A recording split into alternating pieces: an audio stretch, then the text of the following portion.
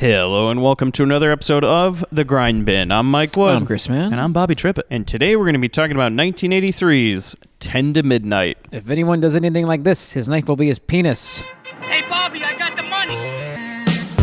Dad, I made the tea. But you're a hooker. Get that goddamn thing out of your mouth. I said it, hooker.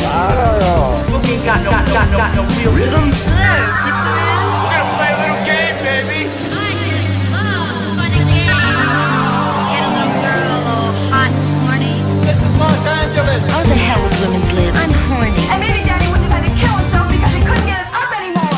What a shame. Come on, just step on the gas before we get cream. And more. Chris, wonderful Bronson impression there. Yeah. Loved it. Worked on it on the drive up. So guys, he's back. Grindbin Hall of Famer. Award-winning Hall of Famer. Award-winning Grindbin Hall of Famer, Fresh out of sweeping the binnies. Chuck Charles Bronson. Good old Charlie Bronze back again, back on the streets. In 10 to Midnight, which is probably one of his most popular movies outside of the Death Wish series. This is the one a lot of people talk about. Nobody ever talks about Kinjite. Probably because they don't want to remember that was made. Oh, God. It's one that we've talked about. Oh, so yeah. it's only fitting that we're finally covering it. Yeah, and I haven't watched this movie in a while. I've seen it quite a number of times, but I was glad to fire it up. I had a good time watching this one. So Yeah. Some surprises, some twists and turns. Oh, definitely. But before we get into it today, guys, I just want to mention one thing. Now, this is from an episode that aired, what is it, about 2 weeks ago now? Robotrix. Oh yeah, Guys, one of our weirdest movies that we've covered. yeah, one of my favorite. Absolutely love that movie. Loved In it. terms It of Grindbin movies. I did constantly shift in my seat while watching it. But guys, somebody on our Facebook today pointed out something that we missed, and boy, did we feel stupid. Oh, God. What was it? Well, our good friend and listener, Candace, who is also a Patreon member to the show, Thank you very much, Candace. Thank you, Candace, pointed out we talked about the Yip teas countless times in that episode, and not once did we ever mention Yip Slip. We are fucking hacks. Eggs on our face. I read that post this morning. I was like, what the fuck? Just made Of you want to all end three this of whole us? thing, didn't you? Yeah, I We was dropped just the like, ball God damn big it. time. Our kinda- sincerest apologies for In fact, missing. that should be like an automatic refund to all Patreons. Yeah, I looked at Man specifically. I was like, Yeah. that's one of his. That's That David was Where were Bowie you by that night, It man? would be. It would be. Yeah. Where was I that night? I'll tell you Just where I you was. kind of casually going, oh, Yip Slip. Just in the Yeah, middle yeah, I of was it. like, but, you know, Waking up in a cold sweat. it never came. So, man, get on your game. All right? Seriously. Don't Game let you over. go, man. No more Yip Slips. No more catching you Yip Slipping. I was okay? actually going to save it for myself. Yeah. Yeah. You drove home that night going, Yeah. yip, slip. That's Yeah. your folder on your computer. It's called Yip Slip. Yeah, a lot of JPEGs. It's going to be a Chris Mann spin-off podcast, Yeah. Yip Slips. Yeah. To find out what we're talking about, go listen to our Robotrix episode because we're not going to explain it here. So today we're talking about 10 to Midnight. Yes. Oh, Charles Bronson's back. And you know, it's always a special occasion when our Hall of Fame member, Charles Bronson, comes back. No Mr. Boom in this one. They rarely would they ever appear in the same movie because Charles Bronson only acts in quality productions where Mr. Boom is not invited. Or he he stays took above. that. He's above the line. Yeah, I guess and he you'd say. took that boom and it went in someone's ass, probably. Could be. Yeah. With Bronson, you never know. You never Somebody's know. getting something in an orifice. So. Yeah. But the director of this movie also, this guy's like an honorary Grindbin Hall of Famer, and he might be on the Binnie's ballot this year, which is J. Lee Thompson. Grindbin All-Star for the director of Kinjite and The Evil That Men Do and pretty much every fucking movie that Charles Bronson made in the 80s. Yeah. Outside of the first and second Death Wish, it's all J. Lee Thompson, baby. He did Death Wish 3. 3. Oh no, he only did 4. He only did one Death Wish movie, which is weird. But other than that, he does all the other Bronson movies. So Murphy's Law, the fucking comedy with him and his wife, the assassination. Oh, that's or whatever it is. was it 3 to noon? 3's all right with me. From noon to 3? Yeah. No, there's some movie he made with his wife Jill Ireland at the time that was called like Assassination or something, and it's a comedy. Sure. Just them laughing while they shoot people? Yeah, I guess we'll watch that eventually. Undoubtedly. Good. Nothing like a Bronson romantic comedy vehicle. The car's broken down. Hey, hey. That's it. So we love J. Lee Thompson on this show. I don't think he's a bad director. He directed the original Cape Fear. He is a capable director. Just towards the end of his life, he was directing this sleazy material. So, hey, guy's got to eat, you know? Yeah. But You know, he found a groove. He and Bronson clearly liked each other. for sure, and I would say that like the one thing about Bronson canon movies are they're not of bad quality. No. Like the actual cinematography, the editing, even the scripts really are of quality. Like they're well-made movies, but man, are they sleazy and disgusting. So I gotta say, Bronson's probably my favorite of the when actors get to the twilight of their career and they just start phoning it in. Bronson did it better than anybody. oh, the king. Bruce Yeah. Willis's lack of give a shit, that's not fun. No. Nicolas Cage just taking everything to 11, that got old. Liam Neeson, I'd say, is like the modern day Bronson, and that like Where he just as keeps he's it gotten chill older, and he Does knows what this he's one in. thing, and he knows how to do it well. He's like, in this movie, I'm gonna have a bunch of wolves attack me. I get it. You know? Okay. Yeah. AC/DC has one song. They change the words up a little bit, but they know what to do. Yeah. Wasn't there going to be a remake of not with the Bruce Willis Death Wish, but I saw that there was a Bronson lookalike. Yeah, it's called like Death Kiss or something like Yeah. that. It's I'm they found a interested. guy who looks exactly like Charles Bronson. Yeah. And when you mean looks exactly like, you mean looks exactly like Charles Yeah. Bronson. One, please. But he doesn't Yeah. talk, so that's even better. Yeah, You know, totally. You don't need a Stoic. guy going around doing a Bronson You impression. find out his voice is like way high pitched. Yeah. The other person in this is the writer, William Roberts. Guys, Bobby has some interesting backstory on this movie, but let me explain the writer, and we're going to see where this fits in, because he should not have made this movie. It doesn't make sense. William Roberts, who was born in 1913. Holy shit. A longtime writer in Hollywood with 27 credits, including 1959's The Mating Game with Debbie Reynolds and Tony Randall. So he's writing real movies, right? Yeah. 1960, 1 year later, he wrote The Magnificent Seven. 1962, he wrote The Wonderful World of the Brothers Grimm, which is one of the only 3-strip Cinerama movies. And I believe there's only one print of that left in existence. Shit. 1968, he created The Donna Reed Show. 1968, he wrote The Devil's Brigade with William Holden and Cliff Robertson. 1971, Red Sun with Charles Bronson, which is a legit Bronson movie, not like his 80s movies. 1973, he wrote The Last American Hero with Jeff Bridges. In 1983, he wrote this movie, and he was 70 years old. Jesus. He did not write this movie when he was 70. Of course And not. we're going to find out. But he had one other credit 12 years after this movie. Now, I want you guys to guess, because you will literally never guess the other movie that he wrote. Right before he died, 2 years later, he died. 1995, he wrote one more movie that was made into an actual movie. What do you think it was? Man, it was made in 95? Yeah. I can't imagine. You got me. Well, it came out in 95. Copycat? Yeah, so what genre do you think? I'm going to throw it out there. Romantic comedy. Okay. I'm going to go kids movie. Bobby, you win Major Pain. I won the Oh showcase. my God. Oh, wow. He wrote Major Pain, Which with brought David us Wayne. the cinematic debut of one Bam Bam Bigelow. Oh, wow. I didn't know he was in that. He appears in Major Pain. That's the one I always get confused. Hughes appeared in the dead member of the Grindbin. Chris Hughes appeared in Sergeant Bilko, but I always thought he appeared in Major Pain. It's funny, you'd expect, being a child actor, you'd expect him to have been in Major Pain. Yeah, but it's Sergeant Bilko. So That's unfortunate. Sorry, yeah, Hughes. he got the worst of the two, I think. He got So, the yeah, Bilko. He wrote Major Pain at the age of 81, and died 2 years later. So He there's was still hope 83. for us Yeah. to make films. Oh, God. We're not Every too time old I look already. at that, I'm like, see, Mike, you're fucking young. You haven't even hit 40 yet, you know? You haven't even hit 35 yet. You're good to go, dude. Wasn't Stan Lee like over 40 by the time he came up with Spider-Man? By the time he stole Spider-Man? No, I'm just Yeah. kidding. Yeah, I think he stole some guy's blood and then said something about how he wrote this movie about a spider comic or No, something. I mean, George Jack Lucas. yeah. George Lucas stole Star Wars from that Valerian Yeah. thing. He's like, Yeah, we all know where James Cameron got all his ideas. Robot tricks. Uh-huh. So the cast, hold on. Before we get into the cast, Bobby has some gotta very talk more interesting. about this script and how it went around. And let's see if he really wrote this script, because I don't think so. So here's what happened. Interestingly enough, this script wasn't written as a Bronson film originally. It was originally titled Bloody Sunday.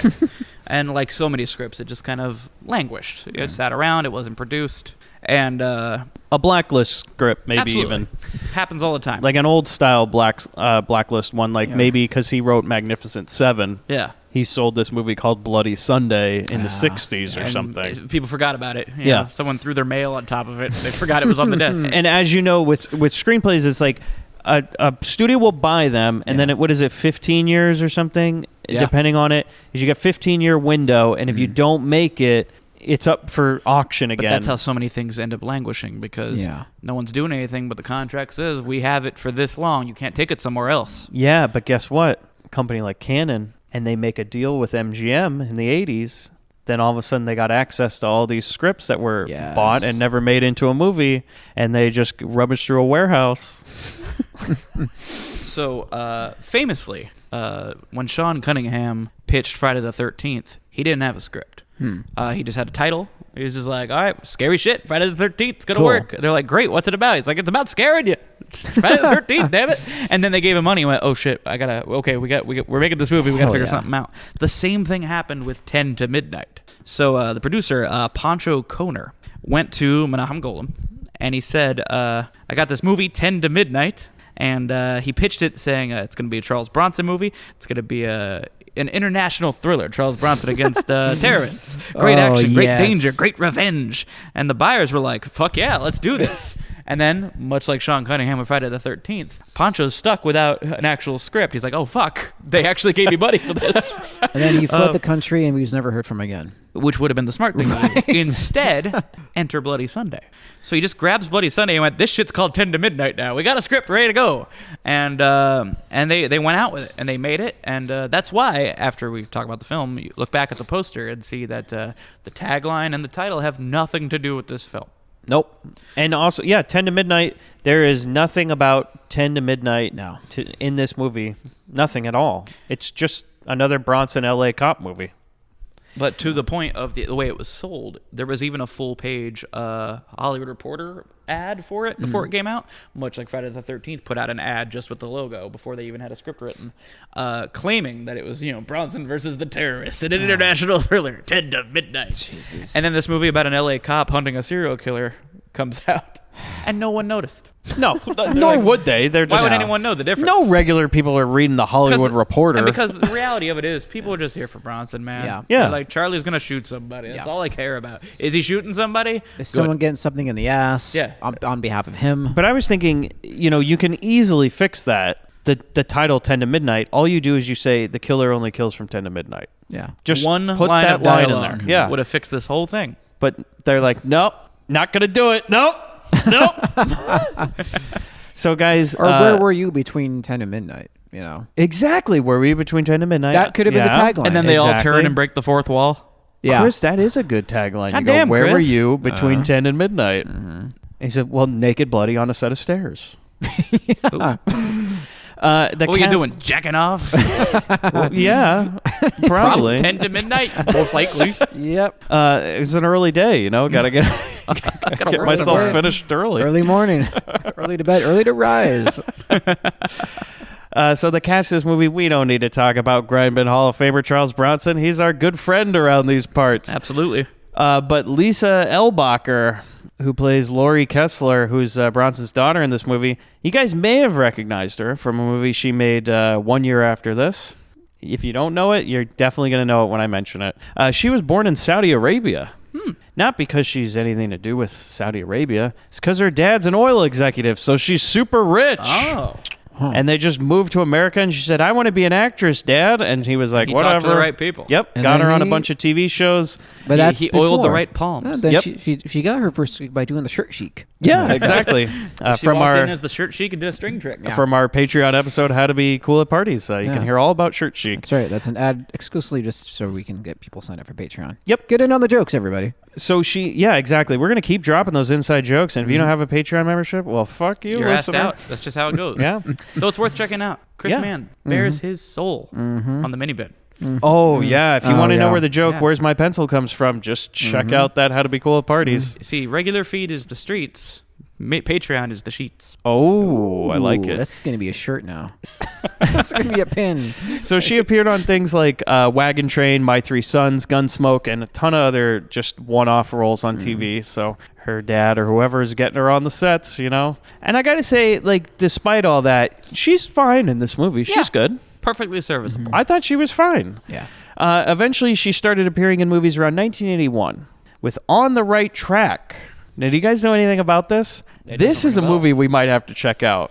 It stars Gary Coleman. And it's about Gary Coleman being a homeless shoeshine boy living in a railway station that somehow knows how to pick all the winning horses. Wow. Now, if they only combine that with Hot to Trot, with Bobcat and John Candy, Bobcat and Gary Coleman together, that would have been a movie, right? Oh, Those hell are the missing two pieces. Like they Would've came out been around the film. same time, you know. So you'll be hearing On the Right Track soon on the Grindbin. I'm sure it's classic. 1982, she was in An Officer and a Gentleman. In 1984, 1 year after this, Beverly Hills Cop. fantastic. Cool. I definitely remembered her when I saw that credit. I was like, oh, that's right. She plays like the girl that Eddie Murphy comes and visits because her boyfriend got killed or whatever it was. 1989, she was in Leviathan.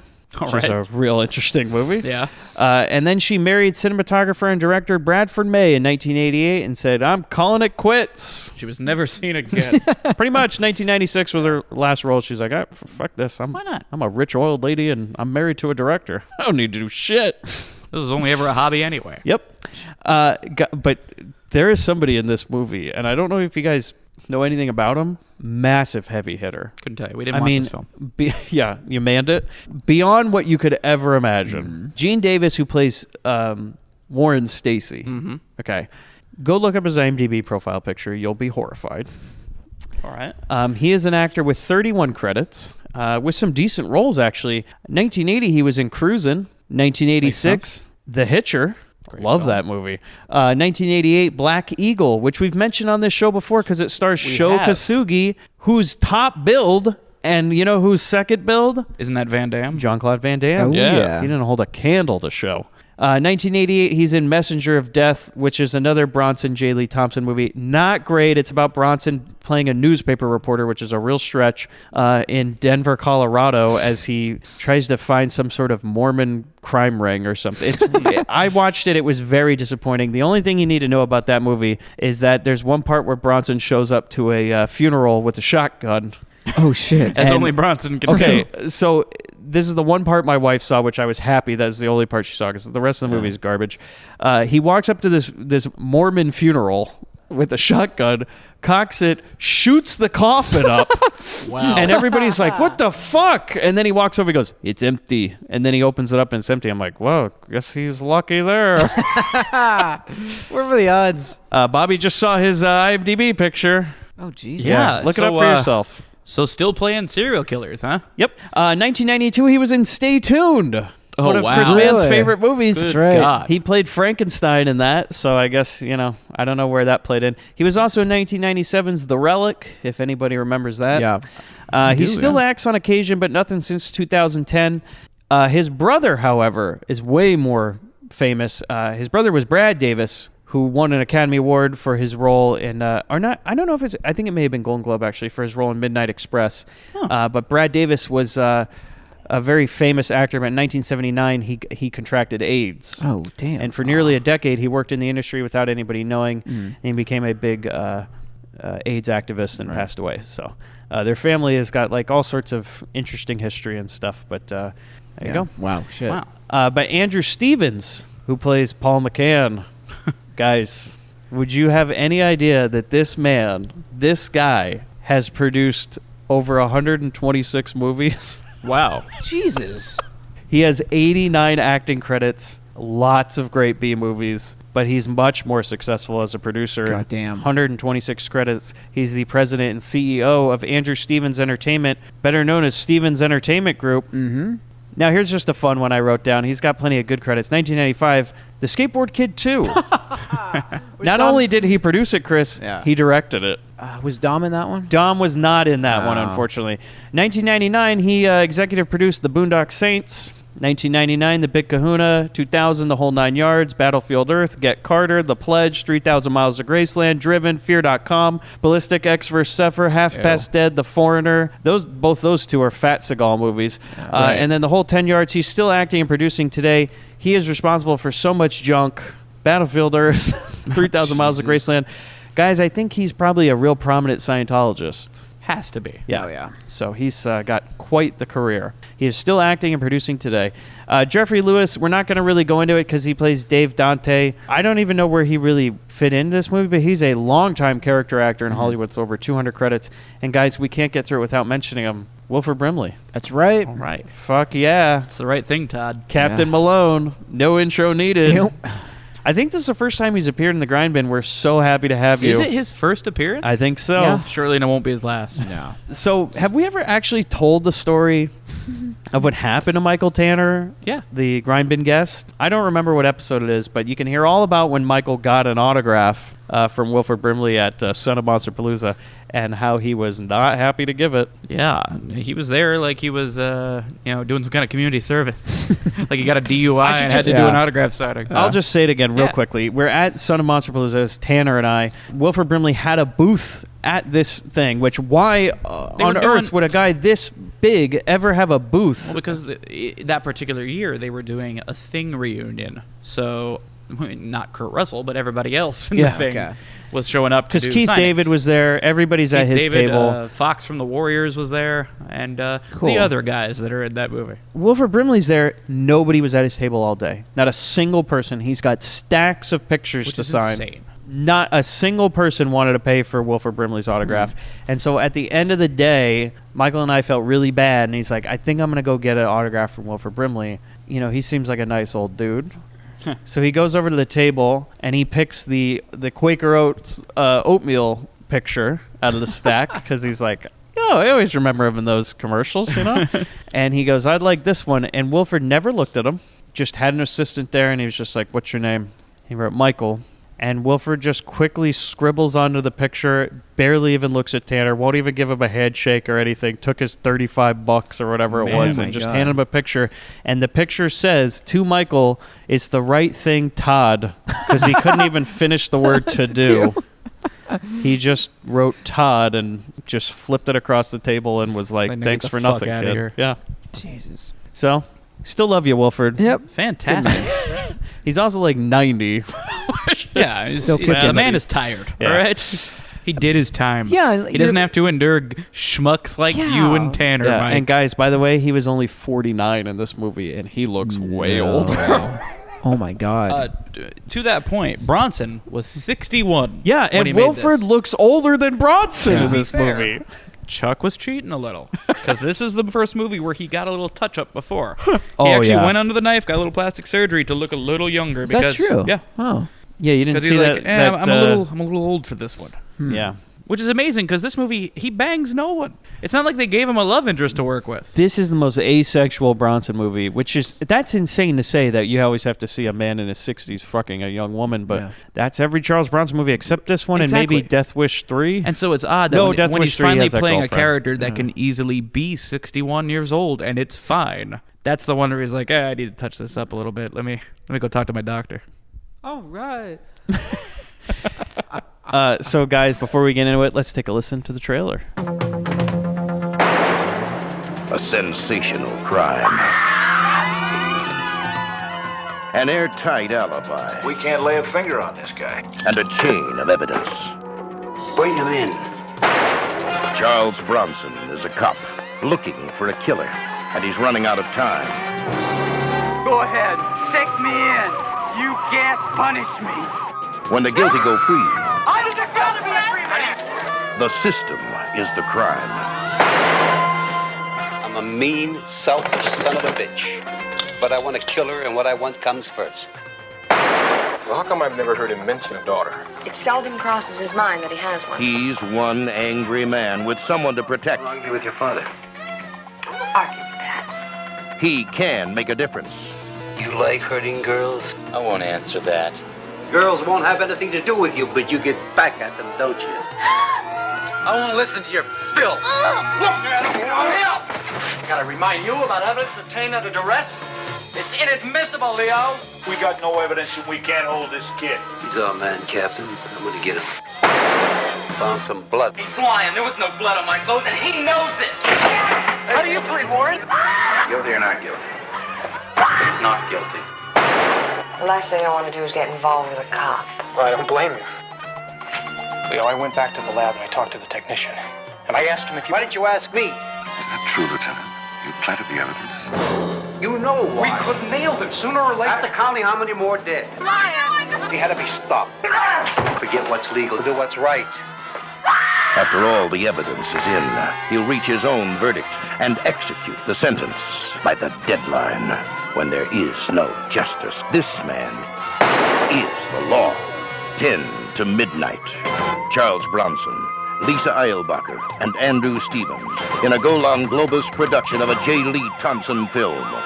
10 to midnight. So the movie starts, we're at a police station. This is the weirdest cold open. What the fuck is with this cold open? Yeah, it's like we're miraculously, we're just in the middle of like mid-conversation with Bronson. You know how you start a movie with Charles Bronson, guys? Have him typing out a typewriter. Oh, yeah. Right? And Just really, banging away on those You don't know keys. what tone you're getting into because he's basically got a cartoon hobo confessing to the Jack the Ripper killing. Yeah, he's like, I slit their throats with a straight razor. I did it all. And Charles, Bronson's not having it. he's like, maybe next week I'll arrest you. Busy. And the guy goes, "Yeah, you stupid flat foot," as he's walking out of the place. I'm like, what is this? I thought we were getting into like a thriller. Yes, and then we're going to see a guy we'll never see again. Maybe this is that longtime character actor where he sits down with him and he's like, you got a scoop for me or something? And Charles Bronson just says, I'm a mean son of a bitch. I know you want a story, but what I want a killer. And what I want comes first. Yeah. Credits. Boom. Yeah. We just get into it. I was like, who's that going to excite? Yeah. You know who. Just like some guy going, whoa, hey! It's the people who are like, oh, shit. Oh, Bronson's going to take some people out. All the 60-year-olds in the audience just hear a bunch of guns cock. Like, Some Spurs. Get him, Chuck. Get him.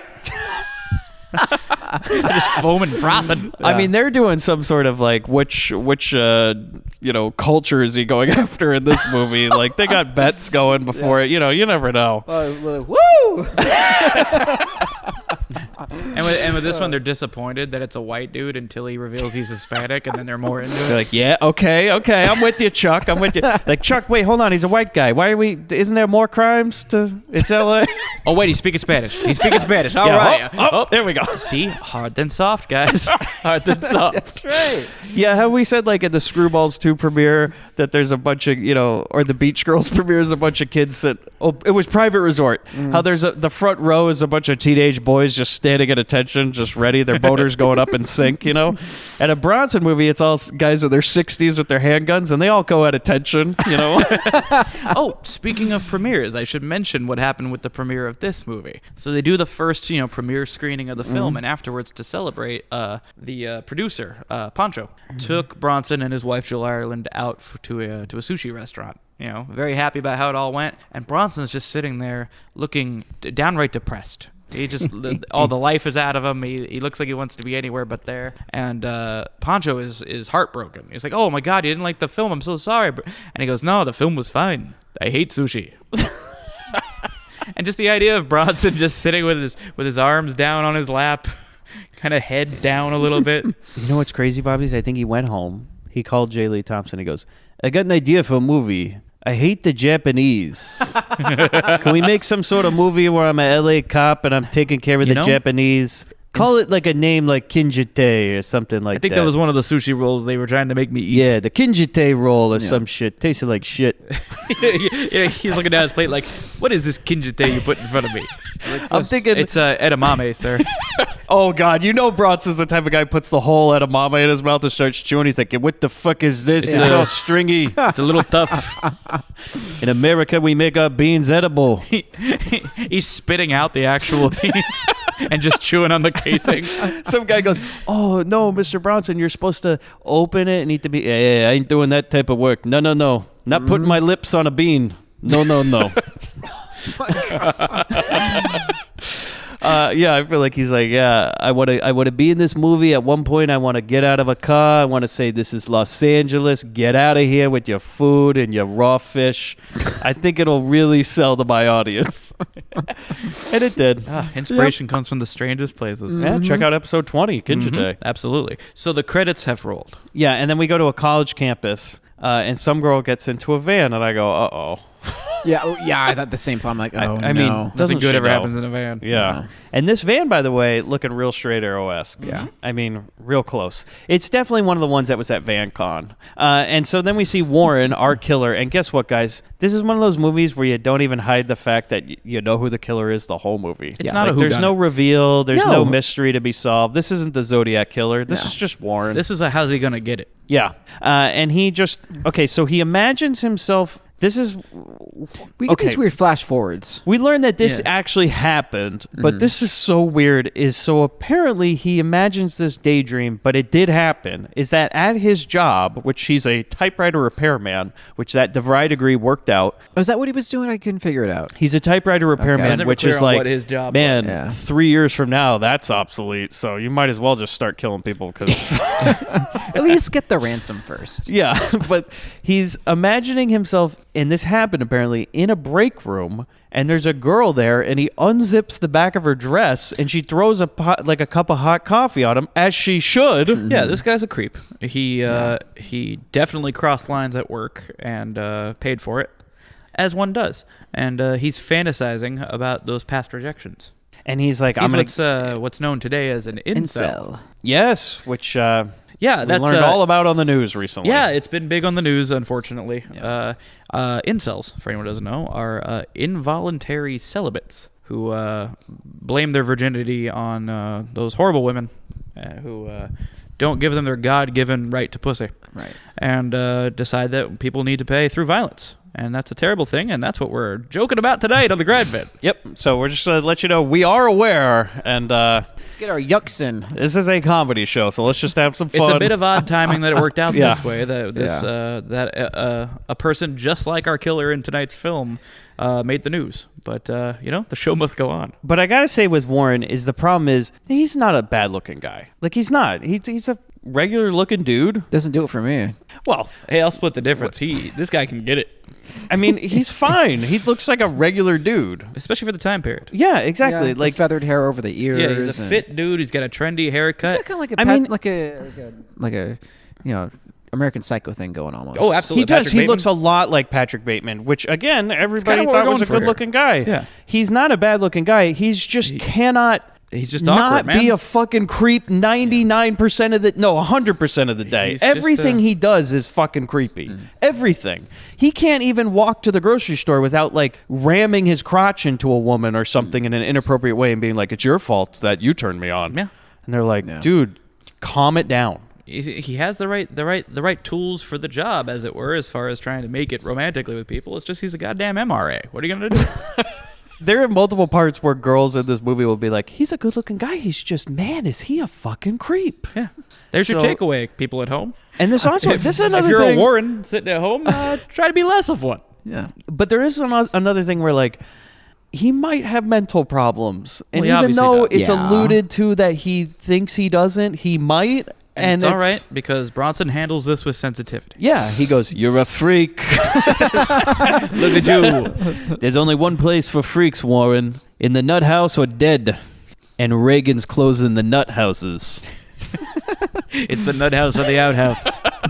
Which one are you getting flushed into? Then we cut to Warren at home. He's getting ready for the day in his briefs. He's in like a diving Speedo. Yeah. It's not even briefs. I think this is what like underwear was in the 80s, you know. Bronson's probably wearing the same pair walking around. Thank Thanks God for we didn't that. have to see that. So he God. keeps thinking about that coffee in the face. It's called fetishes. He really liked it. And he starts practicing with a butterfly knife. And guess what? He didn't practice before they shot this. No. Because he's fucking up all over the place. So how does this compare to Franco Nero with the nunchucks? Well, I'd say at least the actor It's for close. Warren gave it a try. He at least wanted to look like he knew what he was doing. Yeah, but they didn't let him practice. He was like, "Can I get one of those butterfly knives to take home with me?" And they're like, no. By the way, connection to ninjas. If you noticed in the background in his apartment is a giant poster of himself in a karate gi. You thought I wouldn't notice the life-size poster of himself with I the didn't know it was karate supposed to be gi? him. Oh my God. Yeah, it's he's got the ego of a Patrick Bateman Oh, too. Jesus. He's like, I'm a fucking karate master. Yeah. Why won't anyone fuck me? He probably Yeah. like jerks it. I know how to that. use weapons. I know martial arts. Yeah. Oh man. I'm a catch, man. a cat. Have you guys ever seen? It's a good movie, actually. Have you seen that Elijah Wood movie on Netflix? It's like, I don't feel at home in this world anymore. I haven't seen that yet. By the way, I heard it was watch really good. it. Great movie. Not Elijah's what you great. think it is. Absolutely. It's like Green Room. Oh, believe shit. it or not. Oh, cool. But Elijah Wood plays the same type of character as Warren in this movie. Like, just dude who loves his fucking martial arts and total weirdo. Wonderful. It's a good one. So we go to this theater, and two girls are buying tickets, and this is what I'm talking about. Warren, he walks crotch first. So this girl is trying to buy tickets to a movie, and he just kind of sexually assaults her right at the ticket booth. It's like he goes crotch first into her, and not even like, oh, I'm sorry. It's just like, yeah, you felt it. Yeah. And it's like, okay, man. And yeah, I'm not trying to get on a soapbox here, but this shit is so fucking relevant. No, you're right. This You're sense right. of entitlement this character from the 80s movie we're watching is going around with. There's a million Warrens in this world right now. It was bad, man. Which means 'cause that it there was were like, back then, too. I think If they this is your courting ritual, it's not going to work out, man. I'm pretty Even sure in the 80s. Yeah, I think they screened this at that Make Men Great Again thing at Huntington Beach some months must back. have. They're like, And and I- this bitch should have said yes. And I kind of get It's her fault. what Yeah. they're pulling from with this. Yeah. Ted Bundy was around this time Yeah. period, and I think they're definitely trying to hearken to that. It's definitely a Bundy. Yeah. Like, definitely. Because he's a good-looking guy, but this guy, for some reason, couldn't get the women in the car, I guess. He's just a That little, was the little too problem. aggressive. Yeah. See, he didn't have Bundy's game. That's what we're talking about. I mean, today is different because if a man walked up to a woman and he rubbed his dick into her as the first sign of a hello, there might be a security person that's Yeah. like, dude, no. Well, let's hope. But in this one, she's just blowing it off like this has happened to her all day. Because it does, man. And then he follows them into the movie theater. He, like, creeps them out by sitting right next to him. And This he's is like, interesting. He asks the after they go in, he asks the ticket lady what the name of the last customer was. yeah. And she Then fucking who tells knows? Oh my him. God. Well, who knows the name of a customer? Yeah, we're not slapping down plastic. They were paid in No. cash. Yeah. But yeah, so he asks for confidential information, and the ticket booth apparently this person is an accomplice in this crime. Yeah, You don't help she's the like, creepy guy. she goes, oh, her name's Tina. She lives at so. Yeah, he's just like, thank you, and goes and sits down next to them in the theater with his popcorn. And so this is where we have to say that, like, so there's one girl in particular he's hitting on, and she has a friend, and the friend is way into Warren, and he's not having it. She is like, I will have sex with you right now. She's giving him not only those eyes, but literally saying it. It's like, that guy's hot. And her friend's like, that guy's a fucking creep. And she's like, I don't care. He can creep right on over here. Yeah, and he's always talking about how he can't get... There's a girl right here who's interested in him, but he's not interested. Because as we learn throughout the movie, if a girl's interested in him, it just pisses him off even more. Yeah. He's like, how dare you like me? I'm trying to be a creep. That's the then soft of his life. Yeah. Is anyone Yeah. showing any actual interest in him? Then he actually has to have a personality. And he's like, oh, fuck! So he sits next to her in the theater, and he's like offering her popcorn in the weirdest fucking way. Like, he sits down, he's like, He does hey, everything in the weirdest Tina. fucking way, but yeah, he's... He's like, how you doing, Tina? She's like, oh, I'm sorry. Can you sit somewhere else, sir? How about some popcorn? And she's like, no, thank you. And then he just says all these other creepy things and offers popcorn again, and Tina fucking maybe hits drop out of his some hand. of it in, Sure. so they can hear the actual dialogue. Tina? Say hi to Warren Stacy. Hi, Warren. How are you? Fine. Thank you, Tina. Hot buttered popcorn? Would you mind sitting somewhere else? No, indeed. Wouldn't mind at all. Rather sit here. And so her friend's still all about it, but Tina's like, no. So they move. And all I'm thinking at this point is, man, that subreddit's going to hear all about this. And then I go, He's going to tell the popcorn boys about it. Yeah. here's the thing that I really liked about this scene, is we learn later what movie they were watching, which is Butch Cassidy and Sundance Kid. Yeah. Okay. I don't remember it having circus music. Because I don't either. they're playing like fucking Big Top, like Ringling Brothers Could music. they not have gotten the rights to a little bit of Raindrops? Absolutely not. Not even- not a it's just- moment of it? Yeah. It's just like... I'm listening to it, I'm like, what the fuck? Are we sure they're not just playing a trailer in the background? No, But- it was just like the movie Yeah. started, everybody's watching the movie, and they're playing like the circuses in town. Yeah. It was very weird. I'll wasn't- drop it in so you can hear it. It wasn't- doesn't fit and the it scene. wasn't an advertisement for concessions, as far as we can tell. No, in my opinion, it was just like, nobody's going to know. Nobody. Just play any music, anything. And then Golem's taking fucking tapes out of his drawer and being like, here's the circus. Here's a fucking circus thing. Put it in the movie. Just it goes out tomorrow. Do it.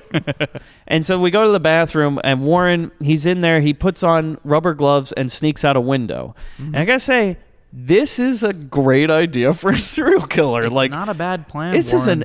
I gotta say, Warren is not a dumb guy in terms of like intelligence. Like, he What's always the really quiet knows ones? how to Yeah. have an airtight alibi. And See, if he even just- down to hitting on the women and being a creep. If he just focused this kind of energy toward being a better person, he'd be getting laid left and Yeah. right. Or instead of being a typewriter repairman, like he could have been a great politician. Yeah.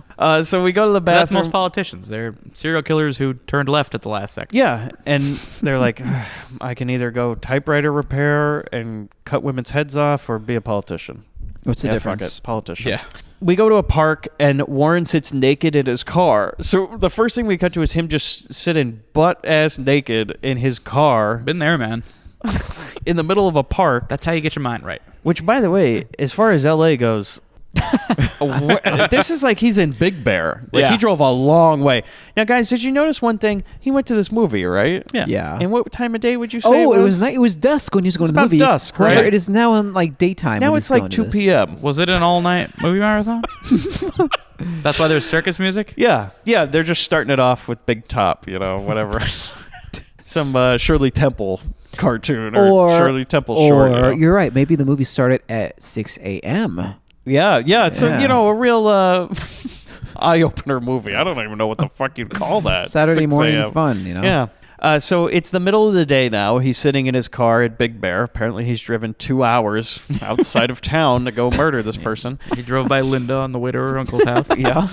And he gets out of his car. He goes up to the van. The girl who we saw earlier is naked with her boyfriend having sex in this van in the middle of Big Bear. Yeah. They drove a long way to fucking in nature. And there's some sex going on, and we see Warren go up and kind of fog that windshield. And then, Like a velociraptor looking in the kitchen. yeah, and I do love this. He opens that door. Did anybody else notice the reaction? The boyfriend's reaction, he just goes, "What the hell?" Like a total non-self. Just, what the hell? And then he gets stabbed to death. Like, as the knife's going down, what the hell? It's Well, just- I know people like that. Well, the Come thing on. is, fellas, consider that for a moment. I don't know, because I can't imagine if you're in that situation. You're mid-stroke, yeah. and a door opens and another naked person's there. Right. Would you have a moment of like, was this supposed to happen? Like, wait, did we talk about this? It's just like some sort of Three's All Right Is with this a me. Three's Is All Right this- with me? Right. I Was think that was a license plate that said that. So That's maybe that how- was his moment too, of just Yeah. like he had to think for a second. Goes, wait a minute, did we talk about this before? Did I forget? Because I forget all kinds of shit. And so I mean, I guess it's not impossible that I could forget that the girl I was going to have sex with said, "Oh, by the way, reasonable doubt. a friend of mine's A coming." guy with I'll back that. rubber gloves and a knife.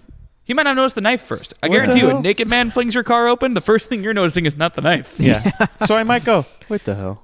Yeah. And Might then be gets a- stabbed to death. What the fuck? The girl runs out. Hey, I'm dying. It's not a chase. She doesn't even try to run because it's almost smart in a way. It's like, what am I going to do? Run around this park all day? Yeah. I'm in Big Bear. I'm not getting out of here. Like, And the altitude. yeah, yeah, exactly. She's a little short on breath. Like, there's no, she nowhere was- to go. Well, no, because she was on her back. She wasn't doing any work.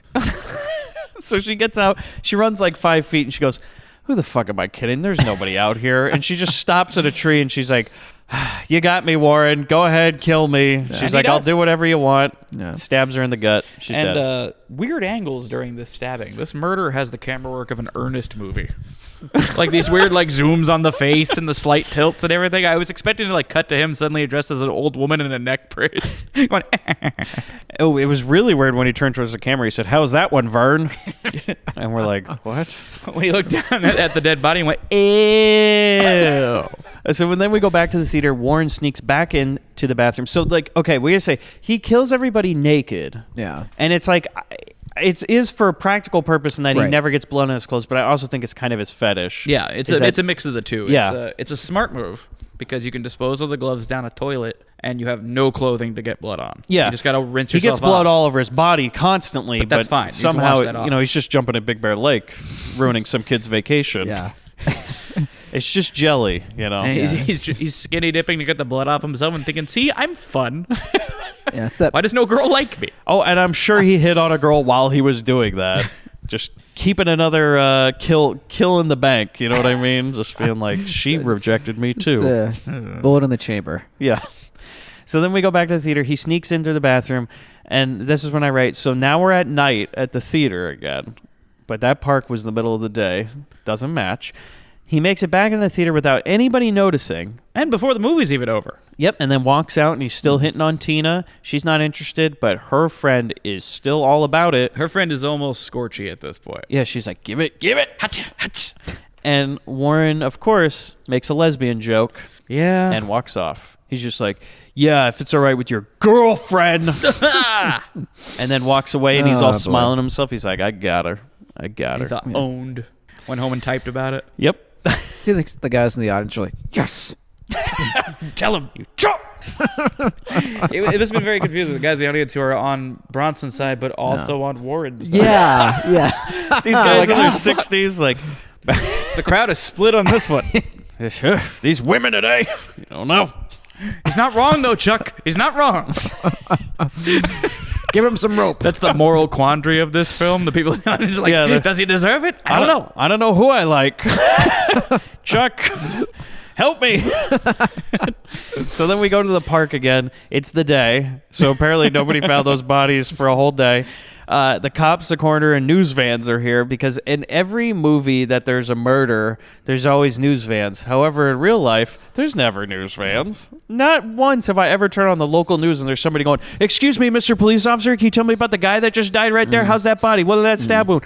Never. Not a single time ever. Your cameraman's standing on the body right now. Yeah. Can you move? You're compromising this entire crime scene. It's like a real night crawler type of scenario, you know? How do you think they discovered the bodies? Well, you hear that sound? It's like get ahead of ourselves, Chris, how do you think Bobby and DeVito fit in the world of Sound of Midnight?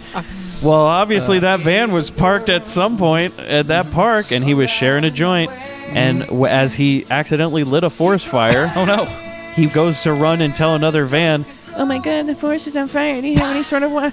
And he opens it up, and there's a dead guy in there, and he goes, oh.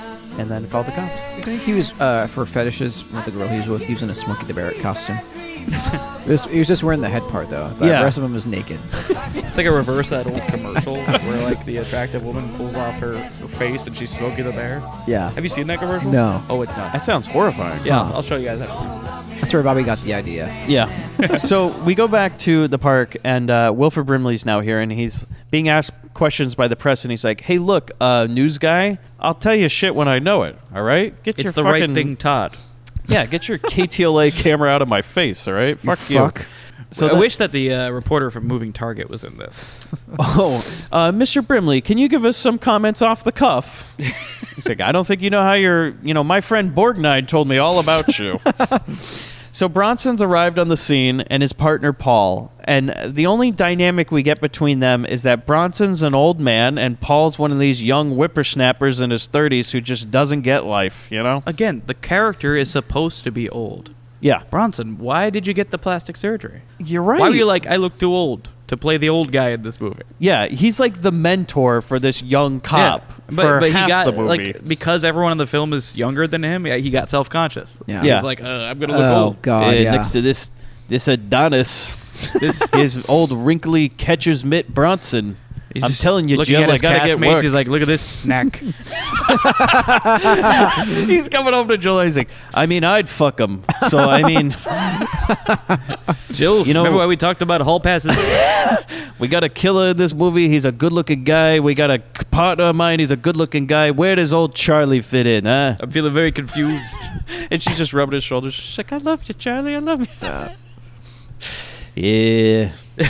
You're saying that. So he's like, so I'm going to give him a hard time. And like, so Charles Bronson's on his knees. He picks up a chewed piece of gum and he's holding it up and he's like, a clue. and then all of a sudden his partner, well, that's what he's doing. Yeah. It's like, it's a clue. I don't know what we're going to do with it. I don't think we even have DNA. We don't return to that. We can't find actually, we do. We do have this DNA. Is a couple years prior to DNA being... Oh, you're right. Yeah, there's no DNA at this point. In real life, we haven't started really doing DNA yet. So maybe in L.A. because it's one of the few places that did have DNA in the early 80s. True. So maybe LA. But he picks up a piece of gum like this is somehow going to solve the case. This is the one. And then his partner walks up and goes, "Oh, that's mine. I accidentally dropped it on the ground." And Bronson's like, "Yeah, you a dumb fuck up, aren't you, huh? You may be a hot man, but you're a dumb man." It says here DNA started being used in criminal investigations in 84. Oh. So 1 year before. Bronson... This movie may have inspired people to start running DNA in they're like, investigations. fucking A. We got to get on that blood shit, huh? They're like, yeah, gum might be a clue.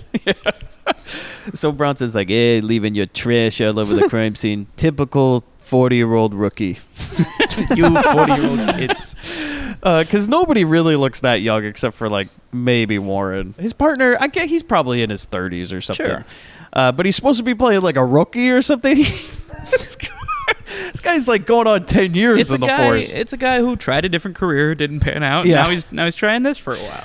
So we go to the like coroner, and the guy's telling Bronson all about how the girl died, and Bronson's not interested. I love this. He's like, yeah, get on with it. I know she's dead. Now give me something I can use, is what he says. And I don't know if you guys know this, but you could almost see Wilford Brimley audibly sigh and go, "Was she raped?" Yeah. Because it's like, he doesn't want to ask you directly. So we always got to do this walk around where Bronson, he can't say rape himself, but he's always got to have He it. needs to react to the news that someone was raped. It's just real hard than soft. Just somebody's got to mention it. Just say rape so we can get through this. So Wilford goes, "Was she raped, Doc?" And then the doc says, "Well, there was no sign of forcible entry." And Bronson goes, "I could have told you that." And I write, "What?" I know, like, how is he... Again, in this movie, he's, again, the expert. He knows. Charlie? Yeah. Hey, don't worry about it. I just know these things. Yeah, and he like throws his hands up when he's like, "I could have told you that one." And why, Chris? Because, well, any time a rape kit is open, Bronson appears. That's true. But like the line you said in the beginning of this episode. Yeah. He looks at the coroner and he says, Was this girl raped, Doc? There's no evidence of forcible entry. I could have told you that, you know. On the basis of what? Well, if anybody does something like this, his knife has got to be his penis. So we hear Bronson say penis for the first time in this movie, which is something I don't need. Yeah. No. And by the way, that's about as sexy as Bronson gets in this whole movie. Other than looking very stoic and saying penis. Other than him kind of forgetting that his co-star is his daughter at multiple points in this movie, he's like, "I'm gonna rub his shoulders." They're like, "Chuck, you know that's supposed to be your daughter, not your wife, right?" Oh, what? Yeah. Well, you know, when in Rome. I don't think you know what that means, Chuck. I'm not sure you've been to Rome, Do you think there was a scene where he's massaging a dolphin's shoulders in another movie? Yeah, come here, Quasimodo. Yeah. Yeah. Kind of works his way down to the blowhole. Want to watch that tape again? So we go to this office. Warren's at his day job as a typewriter repair guy. It paid off for those Maury commercials. He graduated. he's got a career. Oh, God. He drops a typewriter. So he's the worst type of person at work. He's the type of guy that just doesn't walk away while you're trying to talk to another coworker. Nope. And it's like, get the fucking hit. Nobody's talking to you. Leave, I've Warren. got a couple of those, man. It's not. To their credit, they did a good job capturing this. It's character. just as awkward. Yeah. Look, I'm going to say that the guy who plays Warren in this movie is good. Yeah. Like, he's a good actor. He really, you really think he's a fucking creep, and he scares the hell out of you. And if you knew this guy in real life, you'd be like, get the fuck away from me. It scares me to think the character research he had to do to get these parts down. I don't know if he's good in his other roles like this, but he's probably the best actor in this movie. Yeah. So he drops off the typewriter. He overstays his welcome. He's just sitting there listening to their story about how this girl didn't show up for work. And Warren's like, then he's, butting in and asking questions. Everybody hates Warren. Yeah. Everybody. That's what's clear. His coworkers, everybody who knows him cannot stand this guy. And he doesn't understand because he's a fucking creepo. He's like, nobody cares about your fucking black belt. Like, just stop talking about it. You just sit in that fucking break room waiting for a coworker to go get coffee and then being like, oh, your zipper's undone. And nobody needs a zip up, Warren. But he just keeps trying. So then the office lady, I love this part. So the whatever the boss lady, okay, she gets on the phone and she's just reacting, and this actress is so bad. You got to drop this in. Oh, for sure. Amazing. Go away, Warren. Who is this? What are you saying? Oh, no. Oh, my God, no.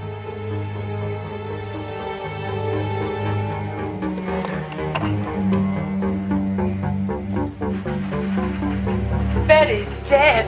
What happened? What? No. Does anyone know what happened to her? She's been murdered. And all the girls are like, what? Everyone's doing their reel. That's how, Everyone's doing their you audition break right the here. news. That's how you break it to an entire office that someone has passed away. Yeah. Betty's dead! That's what I said. Yep. That's how we did it at Disney. Mickey's dead! Usually they'd be rolling one of us out like on the gurney with the white sheet, so we would know like right then and there. Yeah. And they just took the gurney right over to the Haunted Mansion? Yeah. Just kind of dumped him off in And the that tent was pitched. It was a churro. So Bronson and Paul in the car, they're just driving around. All right, they sure got their differences. Oh, there's some good moments while they're driving around where he's just kind of looking around the city and explaining what he knows about it. Yeah. Like there's one point where he's like, that used to be a drugstore. The owner was hooked on morphine. Yeah, I wrote the way he says morphine. I'm like, no, Morphine. Chuck, it's not 2 words. It's a 1 word. Not Like- morphine. Like he thought the drug was called fiend. Yeah. And this guy was Yeah. hooked on more of it than That's- most people. Yeah. That's how he says This it. guy was hooked on morphine. We're going to drop it in, but Yeah. yes. What do you know? I used to live in this neighborhood. That building over there was once a drugstore. You know, the owner was hooked on morphine. Yeah, he's just telling, he's like, that's how it used to be. This place used to be nice. And then you youngins and your drugs. It used to be just less fiend. There's been a rise in fiend. You know, it's a fiend epidemic. Yeah. I'd really like it if like Bronson spent this whole movie doing like Rodney Dangerfield style jokes, but there's just he's not going for laughs. Let me tell you, I get no respect. Yeah. Yeah, with Chris's I don't like less when I don't fiend, get you know. respect. You know, in my day we had less fiend. And it just hangs there. And a guy laughs and goes, Nope. Don't patronize me. I'm working on it. I'm workshopping on the Comedy Store on the weekends. Gotta take it on the road, break it in a little bit. Got about a tight 3. And that's all right with me. You, sir, look like the type of guy who turn around in the tub and bite the bubble from a fart. No, nothing. No. So now they're visiting the dead girl's parents. I love this. So the whole car ride, Bronson's like, let me tell you one thing, rookie, 50-year-old rookie. You can't get involved emotionally in the cases. Then they pull up to a house. He goes, fuck, I know these people. Immediately. Yeah. And I gotta tell you, I wouldn't want Bronson on my front porch under any circumstances. Like, good or bad. Like, if I looked out my peephole and there's God. Bronson holding balloons and a giant check, I'd turn my lights off. Yeah. And by the way, Like, go to the next guy. Let him have it. so Bronson's immediately, all the advice he said, he throws out. He goes, fuck, I know these people. They're good friends of mine. And Paul's like, well, then I'll go and tell him. He goes, no, I'll handle it. They're my friends. I got to get emotionally involved in this case. Oh, God, why? And then he goes to the door. Okay, so this actor decided that it's his big day. He's going to be in a movie, and he's created this whole backstory for his character that the producers and directors are not aware of until the day of. No one okayed this. The guy opens the door, and he goes, Charlie Bronson? My good friend? Oh, the reason I look disheveled today is because I'm working the night shift. And he starts going into his whole fucking background, and Chuck's like, what is, the scene's going on You too expect long. to see Charlie, like, do a shoulder check for the director? Like, what the fuck is happening? Jay, is this a friend of yours? Do you know this guy? Hey, why is one of the extras talking to me? Are we on lunch? Like, you feel like he had no lines in the movie, but he was like, no, I'm going for it. He reached for his gun that he didn't have on yet. Yeah, he goes, "Ah." no, this is the day I get my SAG card, so fuck you, I'm doing it, you know? You know, you got to take the moments. Yeah, I need the health care. Okay, I'm getting my SAG today. And so then Bronson, he goes inside, and then we just fade to later. He gets back in the car. He's all upset. He goes, oh, boy, I tell you can't get emotionally involved in these cases. Do Even as though I say, not as I do. Yeah. So we go, as I call her, I just write typewriter girl because she's dead meat. This girl that you're going to meet for like 5 minutes until she's inevitably killed. Helen Fodder. Yeah, Helen Potter. It's perfect. Yeah.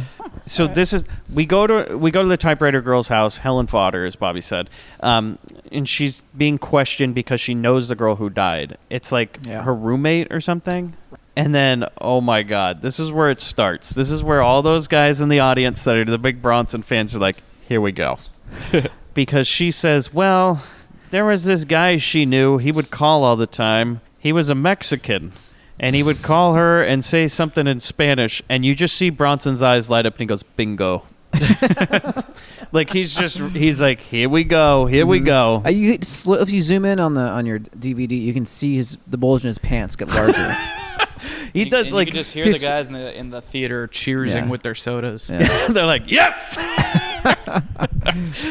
Woo! That's the one part of this where you hear you in the background. Everyone's pupils dilated at the same time. You do hear it, and he's like, "Go on." It's like she's all on morphine. Yeah. She's like, "That's all I got." He's like, "Really? Nothing else about this Mexican guy?" You don't have to tell me what he looked like. I know what he looks like. And she's like, yeah, he would just call up and say some weird shit in Spanish. It was like really creepy and talk to her. And he's like, what's his name? She's like, I don't know. But he would just call and talk dirty. And Bronson's like, case closed. Got it. Put an APB out. Looking for a Mexican. Which way do I point this gun? He goes, okay, Chief, Wilford Brimley, just put this on the radio. We're looking for any Mexican man on a payphone. Any'll do. Just start rounding him up, asking questions. We'll shoot, and then we'll ask questions. Then we go to a funeral. People are attending this funeral. Bronson's there with the partner, with Paul. Warren's there. And then we meet Bronson's daughter, Lori. And she and Paul really hit it off as Bronson walks off, because this is going to be a future love story, guys. Yeah, Let me tell you how this starts out. Ready? I'm a student nurse. Really? You don't look like a nurse. What's a nurse supposed to look like? And I write, yeah. What's a nurse supposed to look like, guy? What the fuck kind of line is that? You're not currently wearing candy stripes? Yeah, you don't look like somebody that put a thermometer up my ass. The only nurses he knows are from adult films. He's like, you're way too dressed to be a nurse. Yeah, you're not. What do you mean you're a nurse? Your ass ain't out. Yeah, this shirt's a little buttoned. And so then he's like... It's no nurse I'd watch. And then, guys, how's it get better? Well, if you bombed on the first attempt, just say that she reminds you of her dad. When she looks at him and is like, yeah. And I just write, just killing it, dude. Just killing it. Man, you see, Warren? That's all you got to do. And so the dad tells Bronson, okay, I love this. So Extra, who got lines in the movie, goes over to Chuck. He's like, Charles! My daughter, she had a diary, and she wrote everything she ever fucked a man in it. And I'm like, how does a dad know this? Right. How does he know this? And two, why does she keep this? Like, who's the real psychopath in this movie? She's writing her own Red Shoe Diaries, She's got some Bridget Jones shit in there. I'm Yeah. sure. Female listeners, let us know if this is something you do. Yeah. Well, let me tell you one thing. Just hope that you never disappear and Charles Bronson gets a hold of that diary, because he's going to read it like it's a fucking novel to people in public. If you want to order the Charles Bronson Reads My Diary on audio tape, oh, it's there. Yeah. He was going home reading this into the tape recorder, just... It's on Audible now. Yeah. Martin. Well, he had a nice car. He also had a nice dick. Curved a little for my tastes, but yeah, what are you little gonna curved. Do? Didn't get a call back. Next page. Jeff. So he says, yeah, apparently my daughter has a long-hidden diary in her nightstand where she writes about every man she ever slept with. Why she told my wife and I about this, we don't know. Like, have you been reading it? Why do you know this? She actually recites it to us over the phone. Actually, I'm an English teacher by day, so I proofread it for her, make sure it's all good. We've taken to no longer asking her what she's been up to when she calls. Because she starts reading from this book. You guys want to hear about Tim? No. Oh, God. I'll just write it down. I'll mail it to you when I'm ready. And so then Bronson's like thinking to himself, he's like, I should really check that out. But then, well, okay, hold the thing. Here's the thing. I write that he's telling Bronson he should really check it out. But what I see in the scene is that behind Bronson's eyes, he's like, I think I got my guy. Like, he's already decided it's the Mexican lead, so he's not going down this diary road. I don't need this. He's just like, You're wasting my time. Don't worry. We got him. And so then Bronson's daughter talks to Warren because she walks up and she's like, wait, do I know you from somewhere? And he's like, no. And then he runs off and gets in the car. But Bronson's like, takes off running. Bronson's like, well, I'm looking for a Mexican guy. That guy doesn't look Mexican. Also, this thing about a diary. I'm kind of interested now. Cut to the dead girl's place. So Warren breaks in. He wants to recover the diary because he overheard that. And he's like, oh, no, that would be a clue. So I can't, let Bronson get his dirty hands on that one. This guy's big on clues, I've heard. So I got to... Yeah.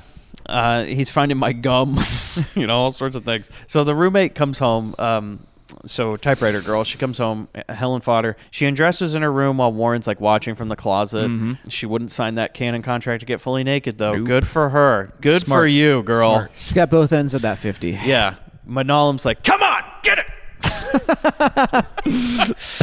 Manolam's off to the side wearing only surgical gloves. He's like, bring the 20K. We're going to light the shit out of that room. She's just pouring sweat and just like, nope. They got the biggest spotlights in there on her. Like, we're shooting at this at like f-stop 12, So the phone rings. It's a gentleman caller wanting a date. And I write, like, seriously? She just came back from a funeral. This guy's like, so you back yet? You want to fuck? She's like, no, I don't think. Shouldn't we celebrate life? Yeah, it's like, I know your roommate's dead, but you got to realize that you're only going to have a few more days by yourself there, so we can use that time to fuck around the house. I understand you're looking to fill a new void in your life. Because basically a guy calls up and he's like, is she gone yet? Tell me when your roommate's out of town. Yeah, and she's like, well, she's out of town permanently. I don't feel like hanging out tonight. I think I'm going to have something to eat, but come over and hang out later or something. And she hangs up. She goes to make some eggs, and then Warren kills her while he's all naked with the gloves. We were getting a kitchen murder. I thought we were going to do some more Herschel Gordon Lewis shit. Yeah. Nah, Warren's got his back method. to Gorgor Girls. Oh, yeah, totally. Bobby, you weren't listening to Bronson. When you're men like this, you knife's your penis. It's true. So he just stabs him with his dick knife. That would have been something good. He should have had the handle of it be like a dick. Yeah. Oh, like they make those walking canes, the walking sticks that have the sword hidden in them. Yeah. It's just a big like dildo. A dildo with a knife in it. Dildo with a knife hidden inside. Oh my God! The killer Switchblade dildo. Write that down. Where's your typewriter? Where's Hughes when you need him? Because you got the crazy man's coming at you with a big old dill, and you're like, "What's this about?" And then it's too late by the time you see what it really is. Yeah, done. Fuck yeah! Man, oh my God! Next thing you know, you're bleeding all out, and there's a dick in your mouth. Bronson was really lobbying for it. He's like, "Can he have like a dildo with a knife?" He goes, "Oh, it's all right. We'll save the dildo for another movie, Kinjite, where I shove it up a man's ass. Episode 20 of the Grindbin. I sodomized a man." Good times. Good times. But man, Switchblade dildo. Coming soon from Grindbin Pictures. It's our big break, fellas. Yep. That's it. I played the voice of the dildo. Yeah. Man's going to give a good yip tease, and it's going to be great. Oh, man. So then, she's making eggs. She gets the dick knife in her. And then he finally gets this bedside table open. So, we spent, a good 5 minutes watching him try to open a bedside table, which I wrote in my notes, who locks their nightstand table? It's the fucking weirdest thing I've ever heard of. Got in there. You have a nightstand, I'm assuming, guys. No. No. Mine's a guitar cabinet with a Kleenex I box. have a nightstand with a drawer. It doesn't have a lock. Look at Uptown Mike Wood. Yeah. Well, let me tell you, mine is Hollywood. Yeah. Mike Hollywood doesn't have a lock on his nightstand table, and I don't know if they make them with locks. Man doesn't have a lock on his front door. No, I don't. I just thought it was weird. I've never seen a little drawer that for a nightstand that would have a lock, or any reason why you'd want to lock it. It's such an antiquated idea. It's like your 5-year-old daughter would have something like that. Who's gonna come in here and read her diary other than her parents when they're over? Or her little brother. Okay. Best part though. Yeah, her little brother's coming over going I'm gonna go in your room. I can really get that nightstand with the lock on it. Yeah. So he gets it open, and guys, how do we know it's her diary? There's a fucking thing on the fucking... Okay, the diary comes in a box. Okay. Does it say something like My Diary or some bullshit? Baby's first diary. She's had it since she was christened.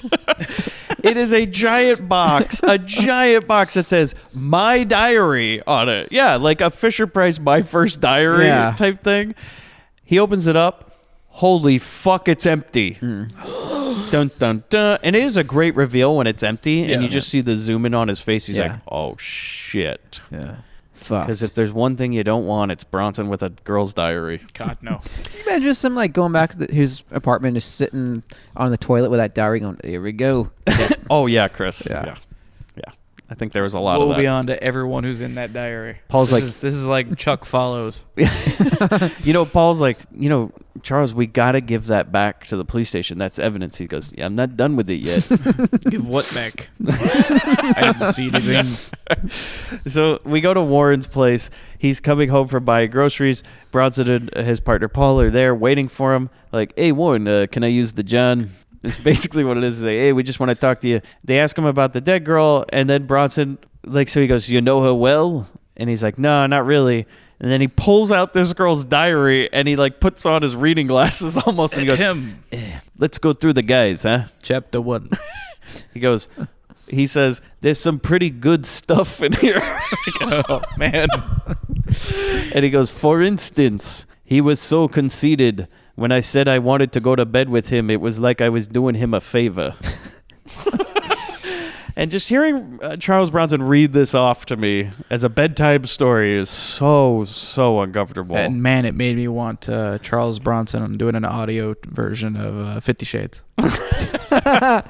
Would you like to see my pleasure room? What's a pleasure room? Jay. Hey, Jay. Anyway, chapter 7. So then he ties her up. He reads Warren's entry, which we're definitely going to play. Yeah, not good, Warren. But she kept what you might call a graphic record of her experiences. For instance, so conceited that when he said that I want to go to bed with him, it was like he was doing me a favor. It's Larry Williams. You know him? No. Always talking about his Corvette and cabin cruiser, but never once bothered to mention having a wife. George Latham. You know him? No. Good looking, but what a creep. Makes my skin crawl. I told him to get lost. Creep called me up again. Creep asked me to the office picnic. I said I had a date. He said I was lying. That made me mad. I said I wouldn't go with him if he was the last man alive. You know who that is? I'll give you a hint. You. It says here you're the creepiest creep who ever creeped up her creep side. I just write, not good, dude. Not good. And you know who that is? I'll give you a hint. You.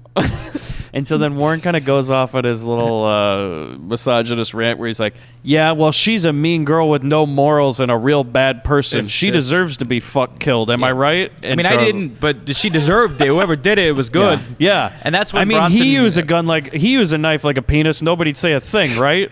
You guys are with me, right? Yeah, right, guys? And that's when Bronson's like, I'm going to use you, John. I'm like, is Bronson going to spite shit this guy?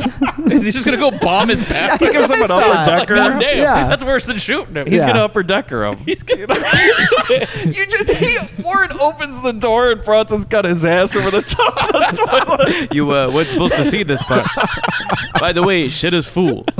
Or just the lock doesn't work. It just swings open at some point slowly. He goes, Paul, shut the door. God damn it. Some partner you are. He's going to wipe his ass on those monogram hand towels that are hanging out. He's actually going to spell his own initials on the towels. CB.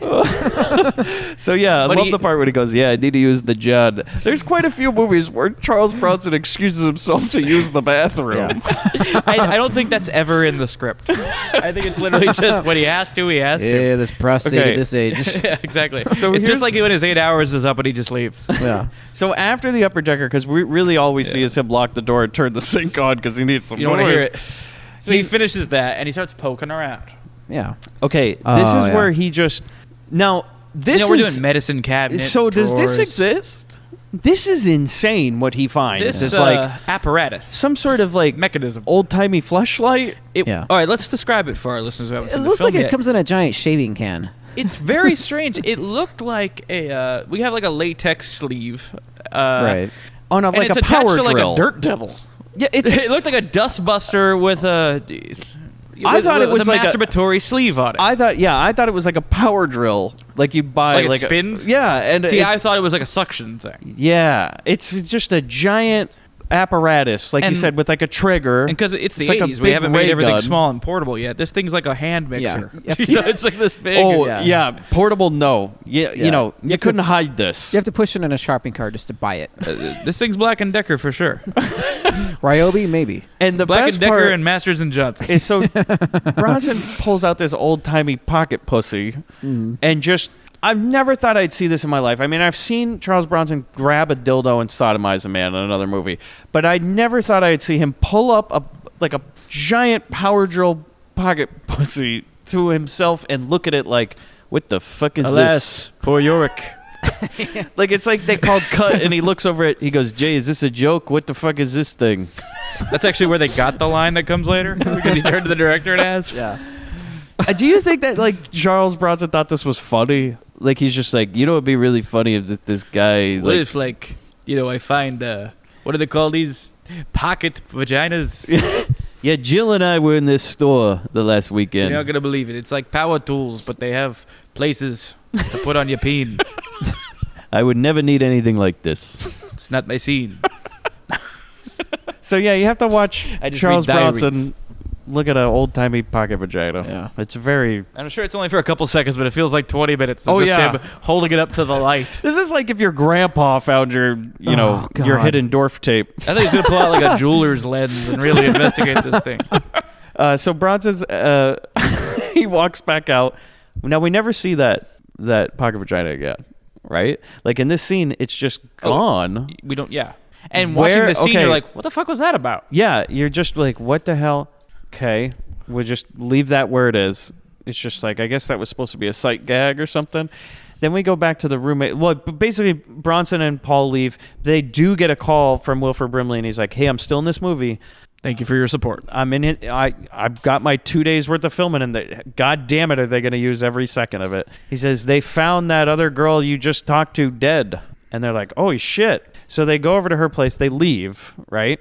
And they go back to the roommate's apartment, typewriter girl, Helen Fodder. And I love this. We just cut to Bronson just staring at the dead body with his hands on his hips like, well, goddamn. It was like, I was just here. And then they find the nightstand broken into. Bronson knows who did it because basically what they say is like, hey, her diary's gone. Or no, they broke into a nightstand. They wanted something. Something was stolen, and he's like, oh, I know who.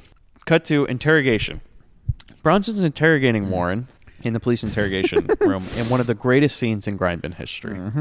Bronson brings up, at first, he says, like, Warren, what about the dead cat you threw through your neighbor's window? You remember that? And I'm like, whoa.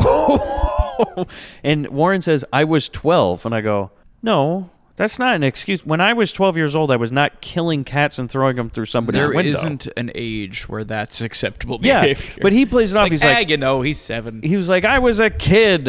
You know how kids are. Boys will be boys. Yeah. Oh, Christ, yeah. And There's then, a line in there where he's trying to sass Bronson. He's like, well, maybe you like it when people you know get murdered. And I thought, yeah, actually. Yeah, he does, Bronson actually. It's his favorite thing. He goes, well, it's called fetishes, Warren. And yes, I do. You know, I'm 61. What about Sometimes I need a little assistance. So we cut behind the glass, and these girls from the movie theater that are IDing Warren, and Wilford Brimley's talking to him, and one of the girls is still interested in Warren. She's like, "Yeah, he's hot." Jesus Christ, And man. Wilford Brimley's like, you know, this guy might have killed people, and she's like, "Well, do you have his number?" I like bad boys. Yeah, and he's like, let's just get them out of the room. And so then Bronson, okay, he goes up to Warren. He goes, Warren, let me ask you a question. When's the last time you had sex? When's the last time you made it with a girl? Yeah, weird. Like suddenly we're virgin shaming. Like Oh, totally. If you're a grown man who hasn't had sex, clearly you're a murderer. Yeah, because he goes, when's the last time you made it, huh? You ever fuck a girl, huh? You ever feel your penis inside one, huh? And he's like, what the fuck is going like, because Bronson's getting very aggressive with him, and he's like, dude, what the hell? And he says, never. You've never made it with a girl because they don't want anything to do with you. But you get back at them, don't you, Warren? Then, guys, this is The moment we've all so been waiting for. amazing. And I don't know if we can put a gif of this just because of what it is. I don't think we can. Bronson from like under the desk pulls out the pocket vagina. It's hardly a pocket vagina at this point. Yeah. It's like a duffel bag vagina.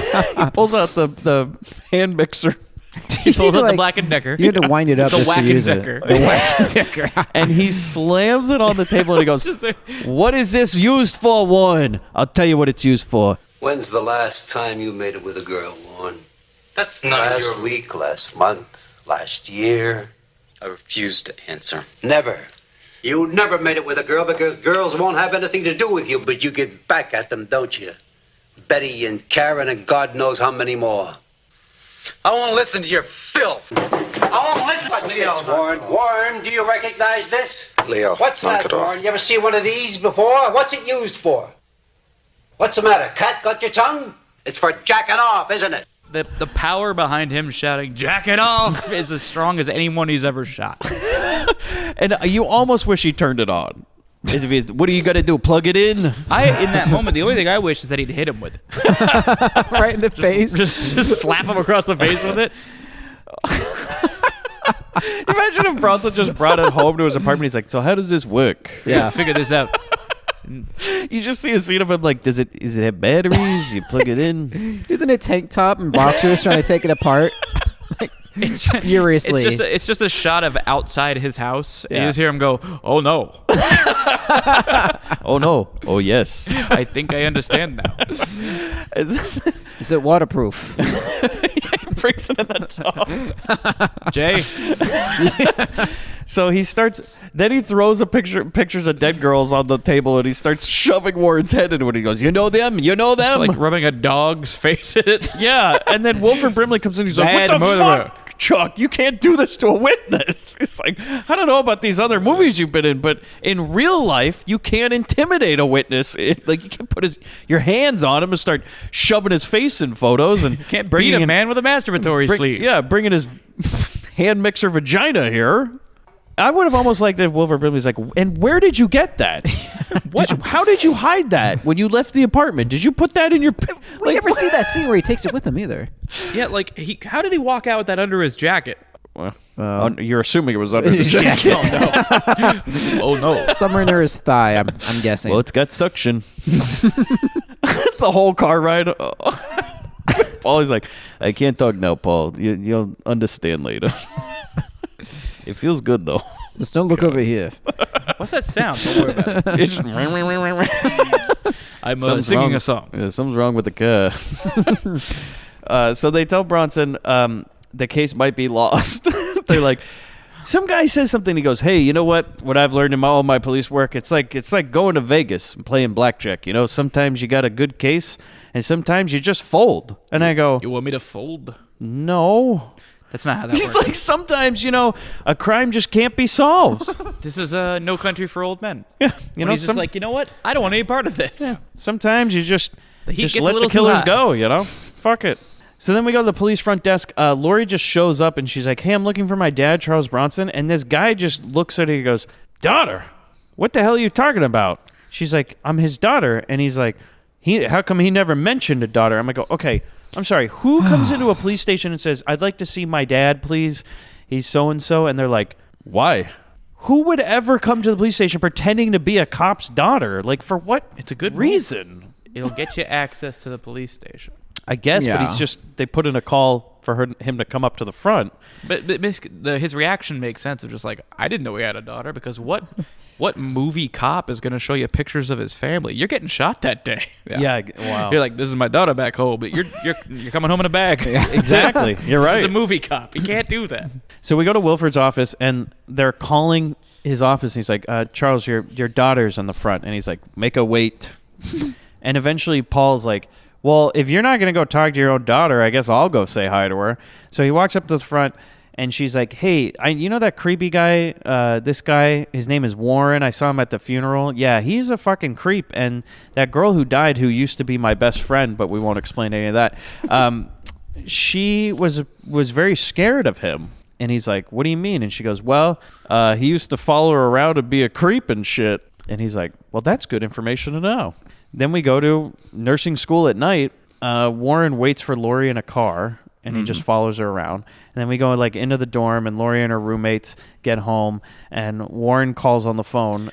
And this is like the Moaner from Black Christmas. I was going to say very New Year's Evil in a Which way. also inspired by Black Christmas with all the cool. So this is a Negro Navidad because he's doing some of it in Spanish. So he does this like bizarre Play this. quasi Mexican voice. Yeah, it's Bronson would have loved it. You're beautiful. I love you. Well, what good does it do to love me if I don't know who you are? Quiero mamarte la ponocha. What does that mean? Means I want to eat your pussy. You give me a blowjob? I give it to you in the ass. How about it, baby? You have reached a disconnected number. This is a recording. It's like he hasn't heard too many accents, and he's just trying it out. I guess his experience hearing a Hispanic accent has been Speedy Gonzalez. Yeah, it's like Bronson played him. He's like this cartoon I saw with the Mexican mouse, like that. Use more ease. He pulls this thing out at parties all the time. He's busting the voice out. Yeah, coming up behind people. And so Warren claims that his name is Pedro. Yeah, which means Peter. And I got the biggest one you've ever seen. Oh, smooth. So Bronson, she hangs up on him. She's like, okay, whatever. That was weird. This part, I love this scene. And I don't know if you guys loved it as much as I did, but it's Bronson in a cafeteria. And for some reason, Bronson's going to do his tight 3. For some reason, this scene just turns into Bronson's like, I'm also a comedian. What's the deal with cafeteria food? Like Stallone is always doing these comedies. Now I'm like a comedian. I think I also should be funny. I will also shoot. Yeah. Oh, God. Because now Bronson's going to try out his comedy routine.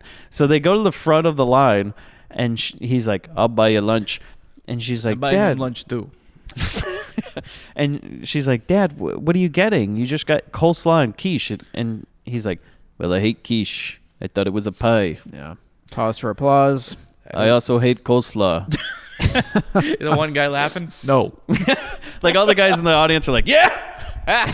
Quiche. You know who that's for? Fucking cuck cafeterias. Am I right, Chuck? Tell him. Cuckateria, if you ask me. It's funny. I didn't think about this. But the sushi story. It's just him doing the joke again. It was a callback. Oh, my He's just God, like, yeah. I hate sushi. And he's waiting for everyone to laugh. They're like, we're sorry, Chuck. I hadn't. No. Yeah, because he says something. He's like, I hate quiche, and also coleslaw makes me sick. The idea of mayonnaise. And he just takes his tray back to the line. He walks away. Why do they call it mayonnaise? Am I right? Mayonnaise. Is this not hitting? No. We go to a table.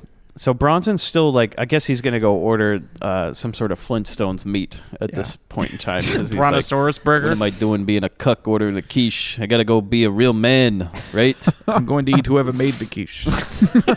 And by the way, quiche is delicious. Who doesn't like quiche? Am I right?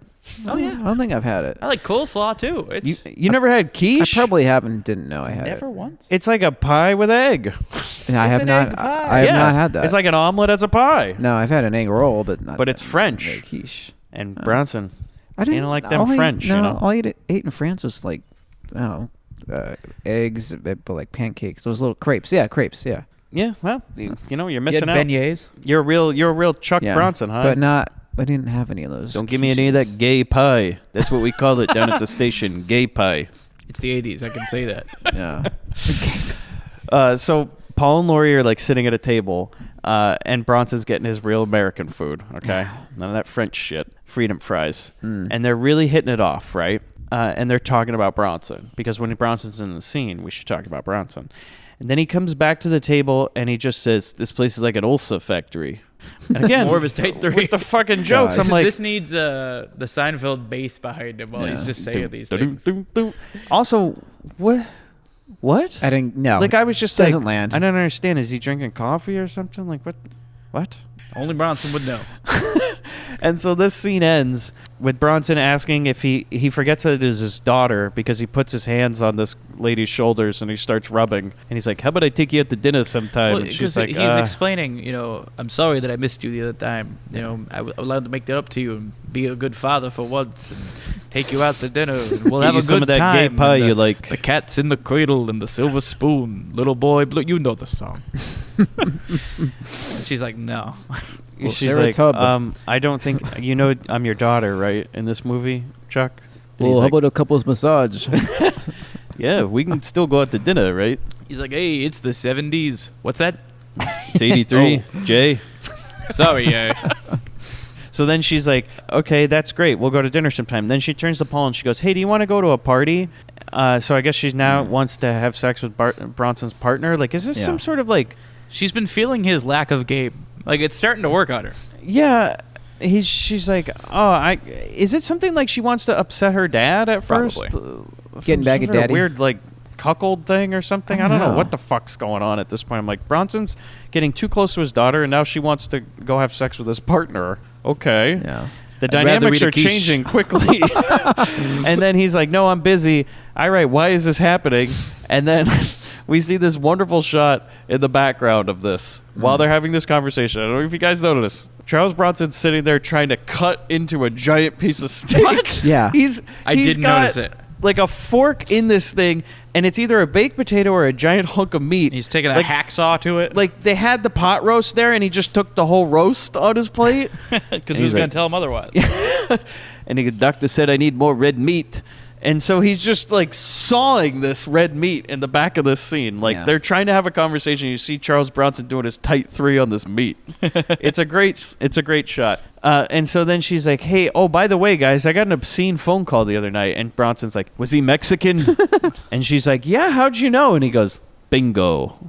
And then Paul's like, actually, I will go to that party because that'll be a great way to see if he calls again.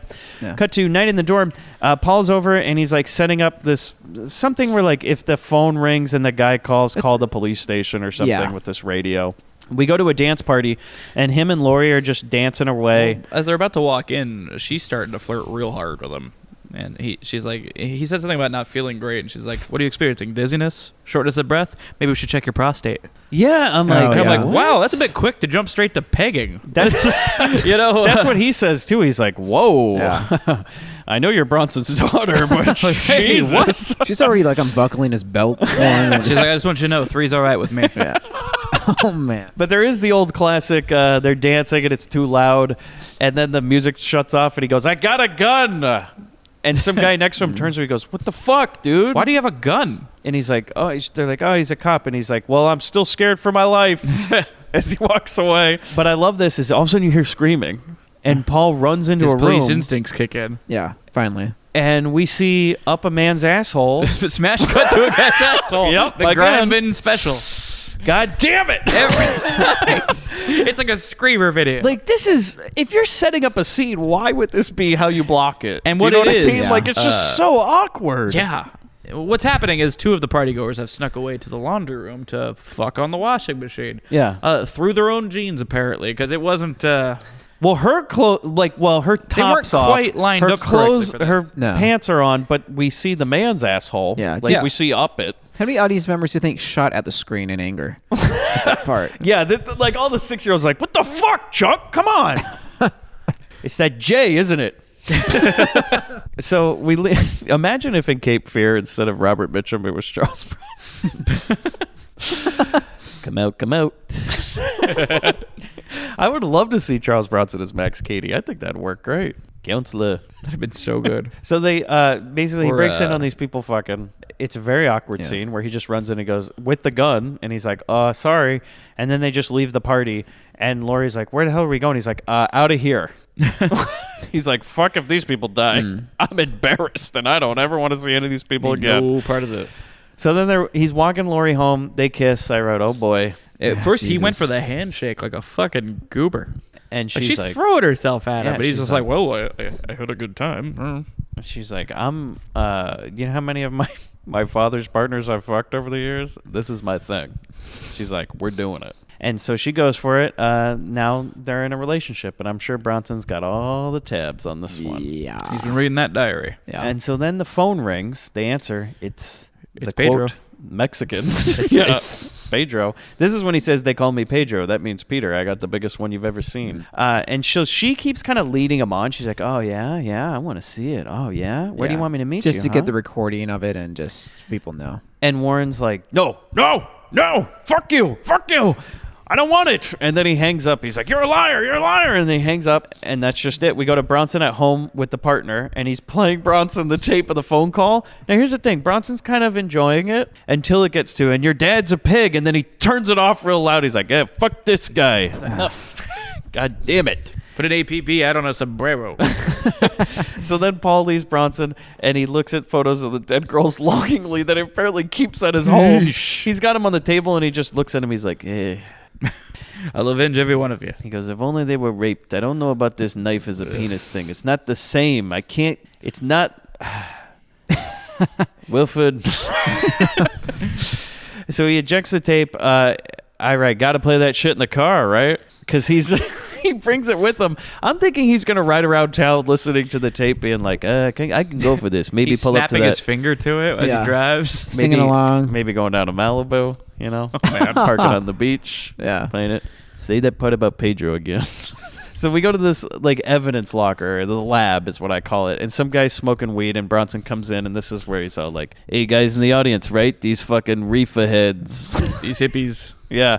And He's this like, guy's hey, smells like pretty good stuff. Also, smoking weed in the police station? That's what a the stretch, fuck, man. dude? Yeah, I'm not That's buying a man it. trying to get fired. Not buying it. Yeah, well, in this day, getting arrested for life. Because Bronson's like, oh, pretty good stuff, huh? And he's like, that would have been great if he's like, let me take a hit off it, huh? Oh, to see Charles Bronson get high would be amazing. Oh, yeah. I don't think it's working. Yeah, he would definitely be, I don't think it's a working type guy. I want to see midway through a Bronson movie just stops for a second and goes, the edible's kicking in. Just shooting at nothing. Oh, no. I don't think that was just a regular brownie. Was I only supposed to eat half of that? So... Anyway, let's interrogate this guy. He's like, hey, morgue guy or lab guy, can you make a comparison between this tape I have right here that I've been playing in my car and the tape from Warren's interrogation the other day, which was also in my car? And he's like, yeah, sure. And then the guy leaves the room, and this is when I write, what the fuck, Bronson? This movie turns on a dime. Yeah. Because all of a sudden, Bronson goes into the evidence room with the blood samples, takes some of the victims, like the dead girl's blood, takes some and leaves with blood. Yeah, he's now turned into the antagonist.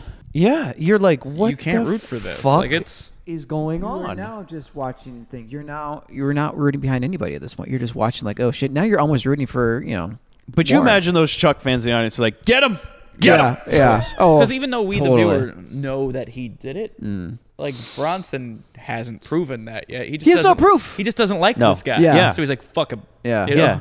I'm gonna make sure this guy gets the chair. This is a real round parts moment. Oh, Yeah, this is fucked up, man. Like, and I this can't is get the thing, behind though, this. is you're like, am I supposed to be on his side? Because Imagine all the how guys in outraged the we'd audience be are. if we didn't see the murder. Yeah. Oh. Like if we only knew what Bronson knew, like that's the only scenes we got, like we'd be outraged. Yeah. So Bronson lets him off the hook with marijuana. He's a cool guy. He's hip. He's hip with the kids. It's the 80s, Bronson's got to appeal to the younger crowds. Now he's like, hey, you know what? Weed's all right with me. Yeah, you do you, Smoke if you got him. So we go to Warren's home. Now Bronson becomes an even worse cop because he breaks into Warren's home and plants evidence. He plants Jesus, blood man. all over it. Because we go to Wilford's office. They compare the tapes. They're like, it's the same guy on these tapes. And I write, of course it fucking is. It sounds like the same guy with a Speedy Gonzalez accent. And they're like, well, this doesn't matter because we can only get him on a misdemeanor. And the most we can hold him is 30 days. I'm like, 30 days for what misdemeanor? Prank? Like That's a prank nothing, call? yeah. What the Jerky what? boys are getting 30 days? Yeah, I was that's like, not wait, fair. what the hell?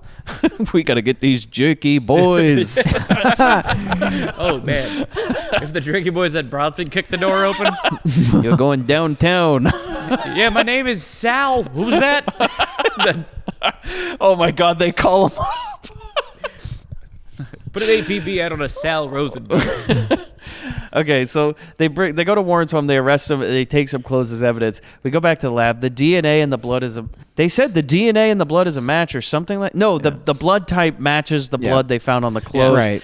And the guy in the lab is talking to Paul, and Bronson's not there, and he's like, doesn't even make sense. This guy, like, he was perfect, airtight alibi, everything. He's like so careful about everything. He's like, it's so stupid that he would be so careless. Yeah, he's like, it doesn't even make sense. He's like, every time I murder somebody, I never leave any blood on the clothes. We got a real that's- Dexter here. Yeah, real murder 101. Come on. And so Paul is like, huh. And then we go to Warren with those lawyers. Okay. And in the end of that scene, he mentions that Bronson had just been here at like 2 a.m. Yeah, because Paul's like, well, he goes, Because well, Paul was fuck, like, what? well, I was here when we left. Yeah, and What he's are you like, talking about? He checked out some stuff. he goes, yeah, he came over here at like 2 a.m. And he's like, well, what was he doing? He's like, yeah, he brought the tape. And he's like, well, did you leave him at any point? And he's like, yeah, I left the room for a minute. And he went into the blood room. Yeah. I didn't think anything of it. Because I'm terrible at this. Look, I was high, man. What do you want to do? And he's like, huh. So then we go to Warren his lawyers. Let's put that fucking LA justice system on blast, guys. Just don't even fucking worry. Wait this shit out. They got too many cases to worry about. They're just going to let it go. It's some sort of prank call. He's like, no, it doesn't even matter. The only way they're ever going to care is if you kill a bunch of white girls, Warren. You're going to be fine. You're going to be fine. Then Bronson knocks on the door during a client meeting during a meeting between the lawyer and the client, which, hey, guess what, man? You fucked up the case again, Bronson. Yeah. He walks in, he goes, am I disturbing anything other than attorney-client privilege? Well, hey, guess what? You're now arrested for murder because we found blood on your clothes. Fuck you. And then just leaves. Warren flips the fuck out. Oh, there's a big a no with 5 H's in front of it, which you should play. Oh, definitely. I'm talking to my client. Do you mind? Well, I have something more for you to talk about. We found some blood on your client's clothing. We're going to rebook him, murder one. What? See you at the arraignment. You dirty shit! He's lying. There was no blood on my clothes, and he knows it. You dirty shit! He's lying! He's lying! He's lying! No! No!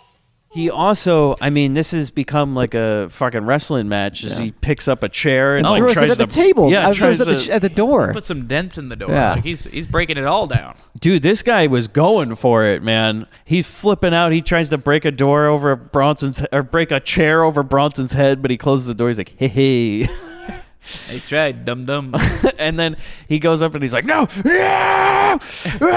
And his like lawyers he's are trying like, to Hulk out. his lawyers are like, the fuck, man? What just happened? But also the lawyer's like, cha-ching, murder case. Yeah. Man, payday. Yep. And so then we go to the courthouse. It's a real circus. The news is there. They got the killer. They perp walk Warren out, and he has the death stare with Bronson. And at this point in the audience, you're like, I don't know how to feel about any of this. Like, everybody's shitty. Now we're like, I don't know whose side I'm on. Yeah. I'm like, I guess Paul. Like, I'm definitely not on the side of the murderer. Yeah, like, but I can't root for Bronson. I feel like the guys in the theater right now. And all the guys in their 60s are like, no, we back you, Chuck. Fuck him. Fuck him. They found it. Did you hear they found out he was Mexican? It's okay. It's okay. Well, I mean, we already know he's a murderer. So the lawyers walk out and they're like, yeah, he was framed. They're like, the evidence against my client is fabricated. Yeah, they're like, no, we're absolutely 100% sure that it was fabricated. And they go, what do you mean fabricated? He goes, you have a dictionary? Yeah, I love that part. Sassy. So then we go outside the courthouse. The lawyer for Warren says he goes up to Paul and he goes, hey, guess what? Just so you know, I'm calling you to the witness stand tomorrow, is what he says. Because you're going to have to tell the truth or you're going to perjure yourself. And guess what? Perjury is a fucking crime, dumbass. And if you don't tell the truth on the stand, you're going to go to jail. Yeah, right. We don't prosecute police for lying. Come on. Come on. Fuck you, kid. Like, you see the lawyer being like, he lied, Your Honor, he lied. And then him just being like, we're going to take a 5-minute recess so I can laugh at this idiot? Yeah. He goes, I lie all the time in court. And I'm the judge. I'm buying him a beer. He goes, hey, guess what? Santa Claus is real. Like he would turn and go, did you really do that? He'd just go, hey. He goes, bailiff, lock me up, right? Just sticks out his hands. He's a cop. He can't lie. Yeah. And so the lawyer's like, yeah, you're going to get in a lot of trouble. Then we go to Lori on the phone with Paul. Now I'm like, is days have supposed to pass? Because she's like, I haven't seen you in forever. I'm like, you saw him this afternoon. Yeah, what's the timeline? You guys were both at the courthouse. Yeah. And you like had a date last night. What are you talking about? She's like, you haven't called me in a long time. And he's like, she's getting needy. He's on like his swingers calendar. You know, he's like, what is it, 2 days days after the first date or something like that. And he's like, yeah, I'll call you soon. He's like sweating bullets. Basically, that Paul has become the only good guy in this movie. He's like, I gotta fucking turn my partner in because I know that he fabricated evidence. He planted evidence. Yes, you do. And at least he's doing the right thing. And so then It's kind of the toughest decision. He realizes he has to betray Bronson. yeah. Right. And just so you know, he has to. He hangs up from Lori, and then the lawyer calls him again. He goes, hey, remember how I was talking to you earlier today? He goes, hey, remember, you got to tell the truth on the stand, or else you're in trouble. Did you hear that, audience? You hear that? Does everyone understand? Are we all clear on what he has to do? I'm now going to open up for questions. Because the 6-year-olds in the audience are like, but why? Wait, hold on. Why would he turn on Chuck? I don't. Nobody turns on Chuck. Wait, if you have to go to jail so Bronson can live, fuck you, sir. You go fuck to fucking jail. I do. Some guy's like, I'd shoot him right there. I'd fucking pull a goddamn, what's his name? Kirby or whatever. The guy who shot Lee Harvey Oswald. Oh, yeah. Ruby. Yeah, I'd pull a Ruby. You just see one of the 6-year-old Bronson fans outside the courthouse. They just shoot him. They go, there you go, Chuck. I got it. Go ahead, arrest me. Take me in. No cuffs. Nobody's gonna. Okay, I guess I'll go. Chuck Justice. Chuck Justice. Yeah. Gonna get him. Get her done, Chuck. And so then the lawyer. Okay, then we go to the lab, and that's when. That's when the lab guy tells Paul about how Bronson was in the room. He's like, "Fuck, I'm screwed, man." Yeah. So then we go to the courthouse the next day, and Warren talks with the lawyer, and he's like, "Hey, we're gonna plead insanity." And Warren's like, but I'm not insane. He goes, hey, dum-dum. God damn it, kid. He goes, if you plead insanity and you're found guilty, because Warren, trust me, you are fucking guilty. As soon as you get on that stand, he's like, kid, I don't like you. You know, nobody likes you. Your mom doesn't like you. Your fucking dog doesn't like you. Nobody likes you. However, if you tell them you're hearing voices, they're telling you to do things, you don't have control over your body sometimes, they have to put you in the crazy house. He goes, they're going to put you in the crazy house. He goes, if you just say that you murdered people like you did, Warren. He's like, you want me to say I'm a schizo? He's like, yeah, do you want the chair or do you want to just take some pills and be Jack Nicholson his for the line rest is, of your life? you know, you'll walk into a crazy house alive. They'll carry you out of a gas chamber dead. Yeah. And so he's like, you ever see One Flew Over the Cuckoo's Nest? It's not that bad, man. It's all right. Just play cards all day. Maybe get lobotomized, you know? No. It's a simple life. Beats being dead, I guess. He's like, look, Warren, trust me. You take that stand, nobody's going to like you. I never met a man before whose pet committed suicide. You are a fucked up individual, my friend. So Bronson shows up with Lori, and like Paul's all nervous, and he pulls Bronson aside. He goes, look, they're going to pull me on the stand, and I can't lie, man. I know that you planted the evidence. And Bronson's like, well, hey, why don't you stop telling the truth, perjure yourself, and do what's right? And he explains to me, he's like, Bronson, I took an oath when I took this job. And he's like, an oath? Oh, Jesus Christ. He's like, oh, God, yeah. He's like, oath, kids, I take oaths all the time. I told my wife I'd be here forever. Guess what? Like, she's gone. He's full heel at this point because he's like laughing at the thought of being an honest cop. Oh, Jesus. He's like, I've never locked up a guilty man. I'm supposed to pay that woman half my income for the rest of my life. Guess what? She hasn't gotten one check. Who's going to stop me? Me? There aren't two me's. Who watches The Watchmen is what I say. Bronson basically says you got to perjure yourself because that's what I would do. If People in the audience like, damn right. Yeah, they're like, yeah. Ruby it. And so this is why I said, Jesus, man, we are getting swerved right now because the audience, other than the 6-year-olds who are like, do it for Chuck, do it for him, do it for him. For anyone who's not over 60 years old, like there's a moral quandary here. Quandary, rather. I'm confused as to what I'm supposed to want right now. I mean, you could imagine after that line where he says, I'm going to have to tell on you on the stand, and some guy going, cut! You just hear it in the theater. Crowd's booing. Boo. Popcorn at the screen. Go eat a quiche. Yeah, eat one of them gay pies. Betty likes coleslaw.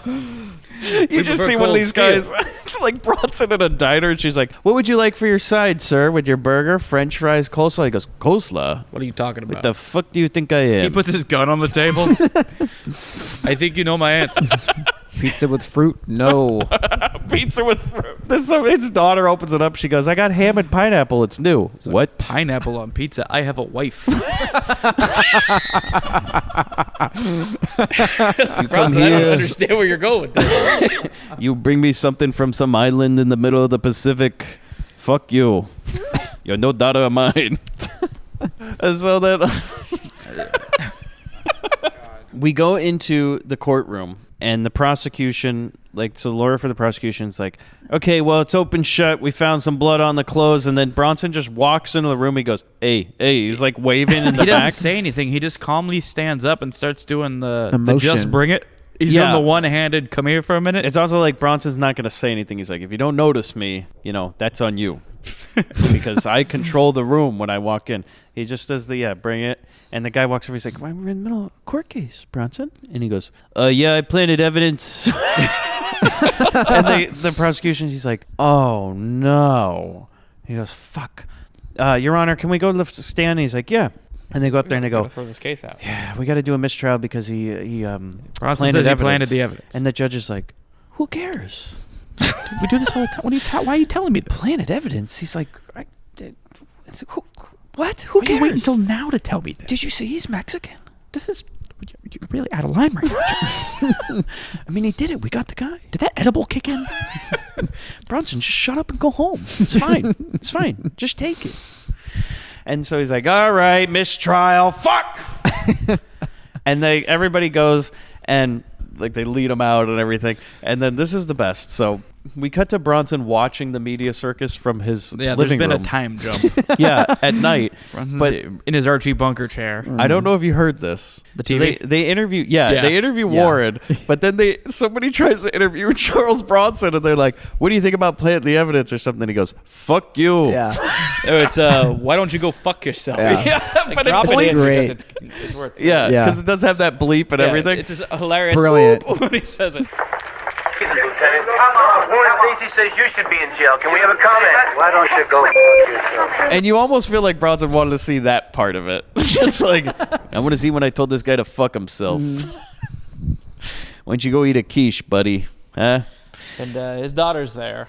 Yeah, and she's like, woo, we told them, right? Because she's helping him drink away his sorrows. Yeah. We're going to get drunk together. She says, we're celebrating. He's like, celebrating what? My life's shit? And she goes, First time I'm celebrating. getting drunk with Dad. Yeah. Question, Phyllis. Have either of you ever gotten drunk with your parents? Nope. Just my dad and I? I don't think so. A parent. Like just gotten drunk with one of Yeah, your parents. I mean, hanging out, I guess, yeah. around the house? No. On like a once, holiday. I once spent a Christmas doing Jaeger shots with my grandma. Oh, all right. Did it one of end my up like favorite this? Christmases. She Just the tell you two to of go us? fuck yourself? Oh, she does that when she's sober. Yeah. Oh, she's foul mouthed as hell. It's awesome. All We right. have that kind of relationship. She She should raised be me in the like her bin. son. So in essence, I was drinking with my mom on a Christmas Eve. Yeah. And she's like, I don't think I've had Jaeger. I was like, well, Grandma, light up the shot glasses. Hell yeah. That's fun as shit, getting drunk with your parents. I recommend it, listeners. If you've never done it, go grab mom or dad and line up some shots. This episode of The Grindbin brought to you by Jägermeister. I should really cut this out of the show. But there was a time in college when I smoked weed with my mom. Fantastic. And we walked over to Chili's. And the whole dinner, she was like, Michael, they're going to call the cops. They know. I'm like, they're not going to call the cops. She's like, I think they know. I think they know. I think they know. I'm like, shut up.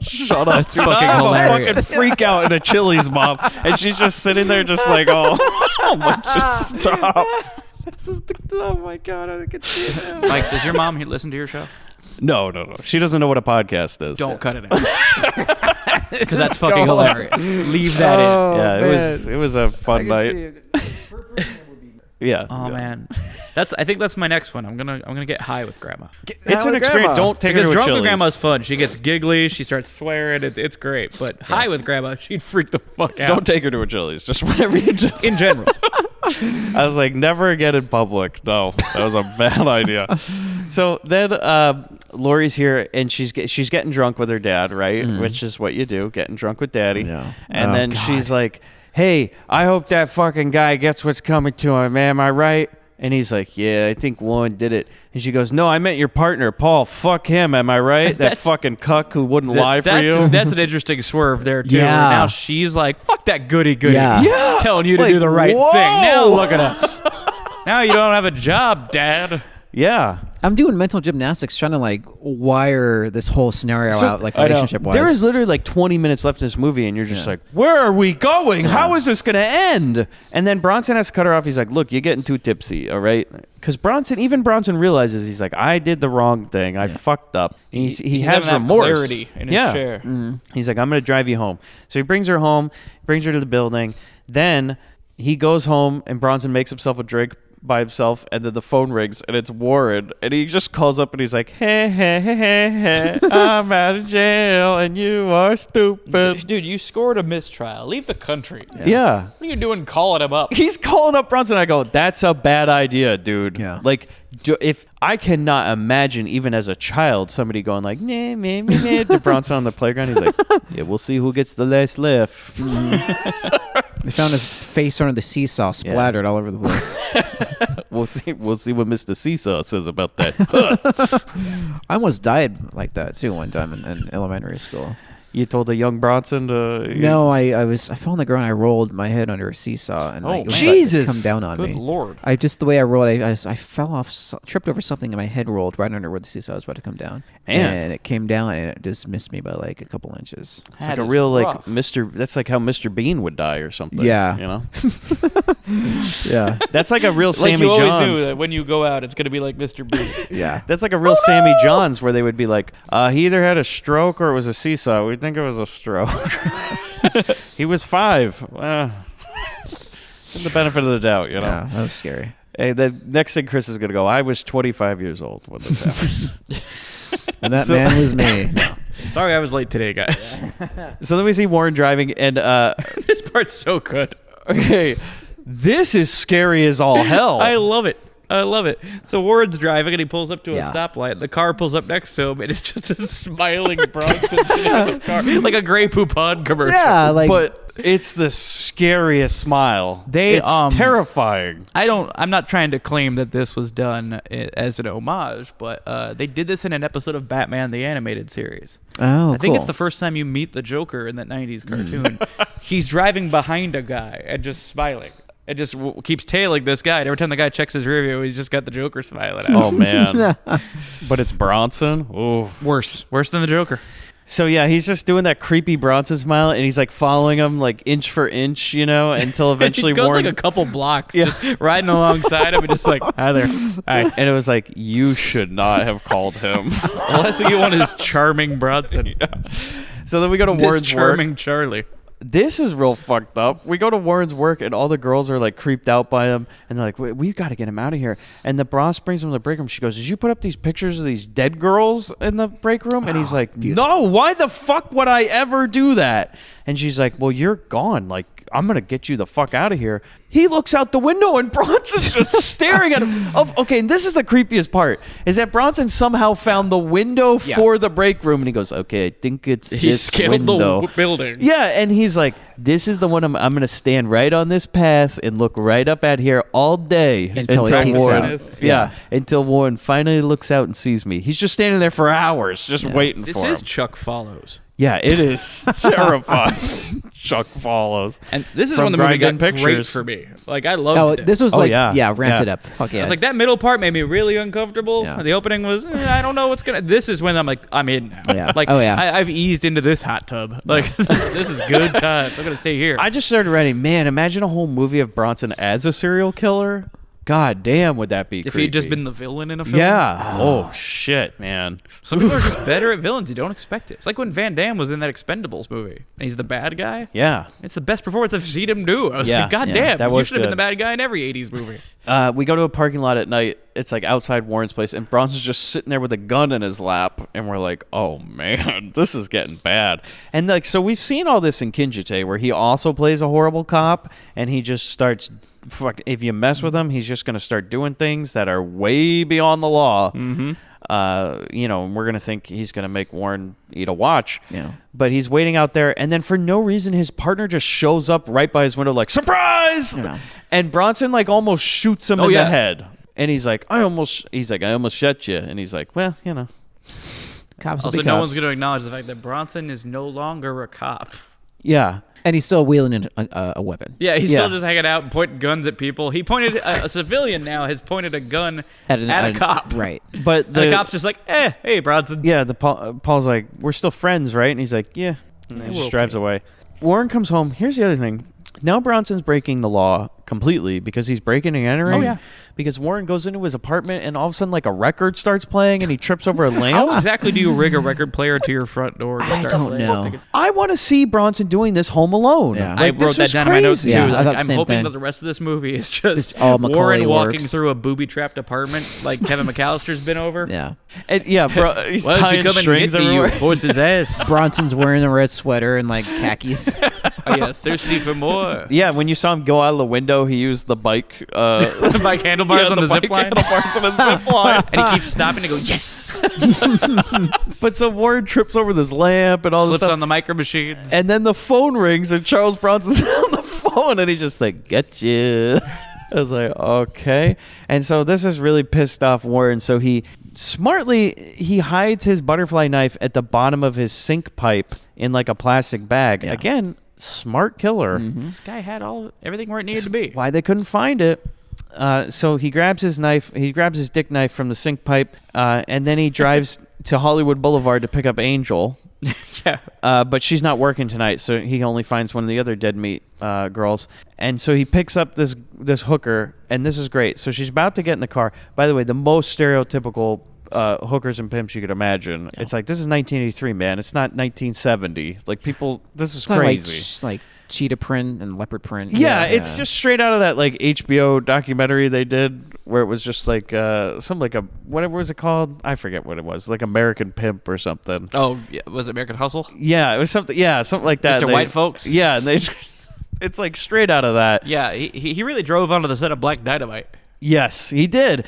But I love this. He's like, "Come on, get in the car," and she goes, "Well, hold on.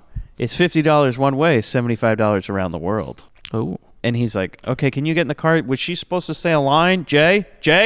And so she gets in the line. They drive Extras off. taking liberties in this movie. Yeah. I love this part. Bronson pulls up his car to the curb and just like slams on the brakes. He's like, "I need a hooker. Hello, hooker." Well, he's like, do you know where that girl went? And she's like, "I'm not telling you that." He just holds up $20. And she's like, "Oh, perfect. Yeah." Yeah, she usually goes over to the Yeah. Yeah, the overpass. regent over there. Yeah. Okay, love this part. We go to a seedy hotel. Warren gets the room. They go upstairs.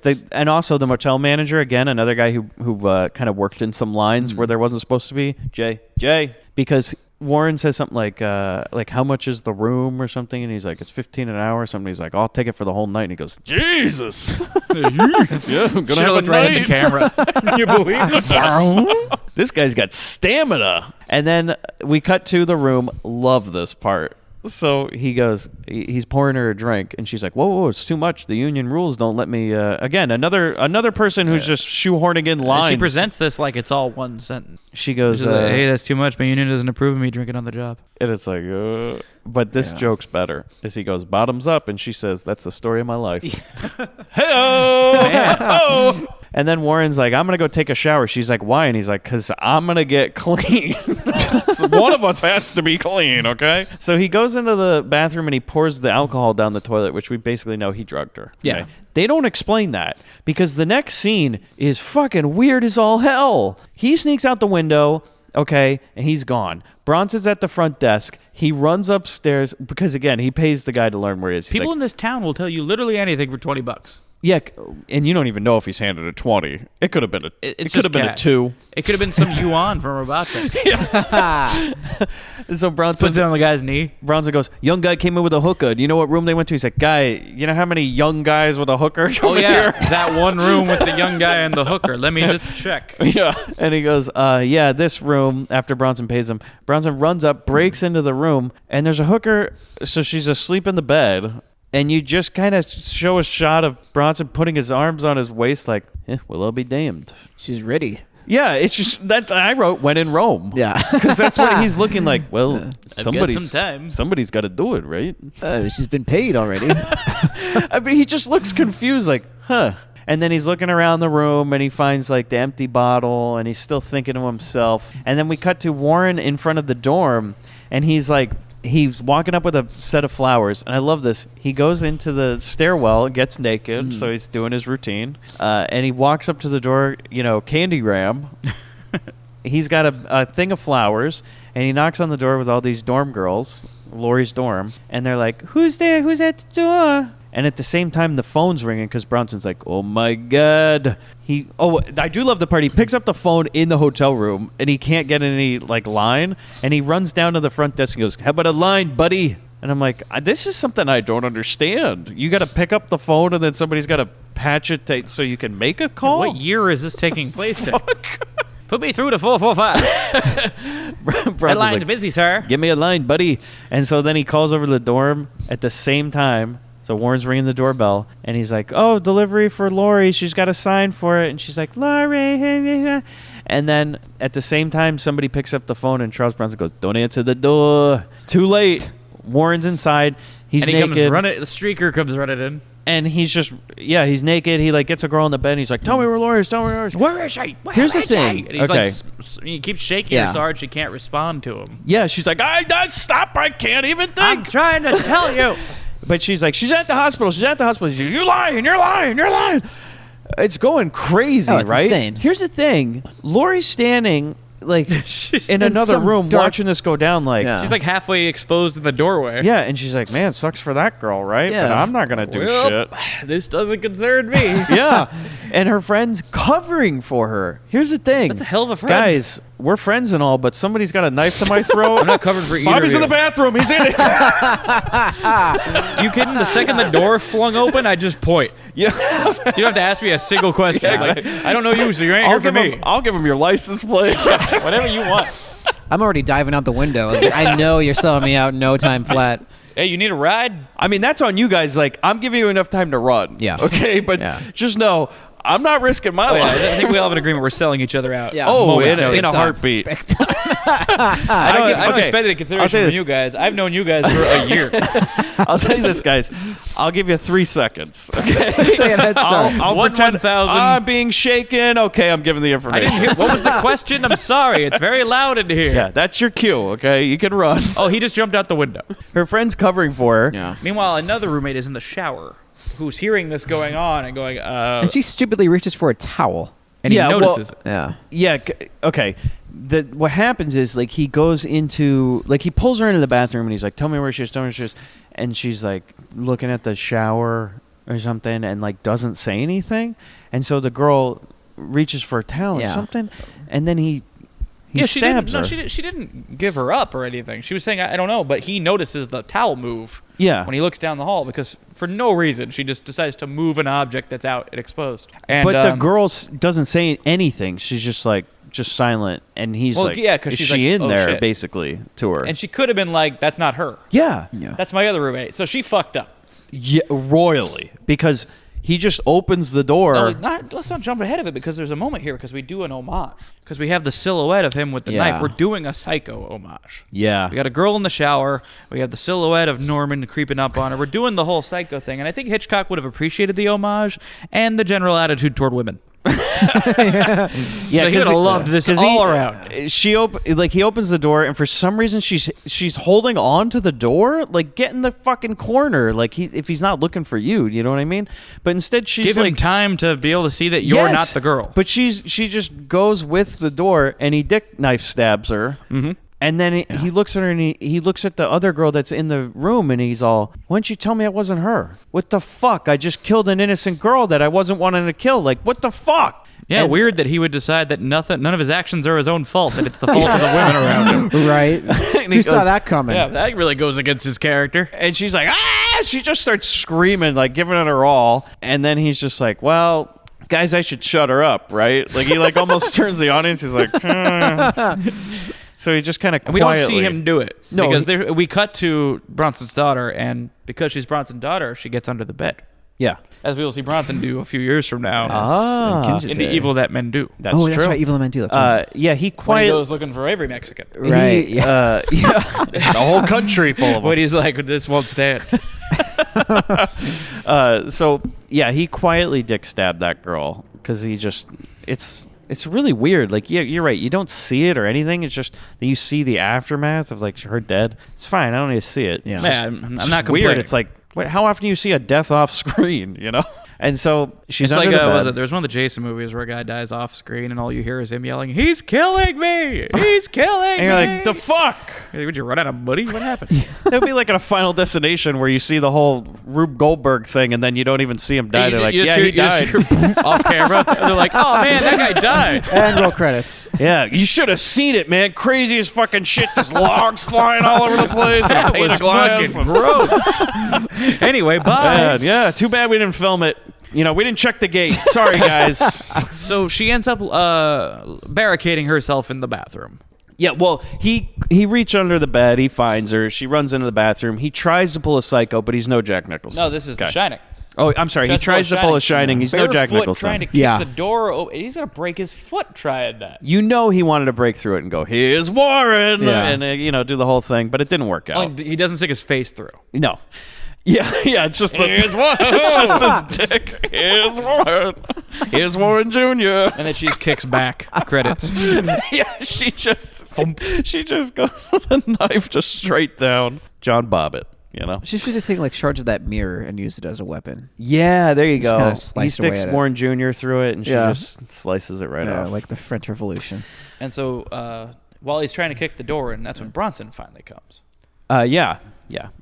There was a lot of women killed, so he came. Yeah. He suddenly manifested outside the apartment. He's like, I didn't have to find the place. Yeah.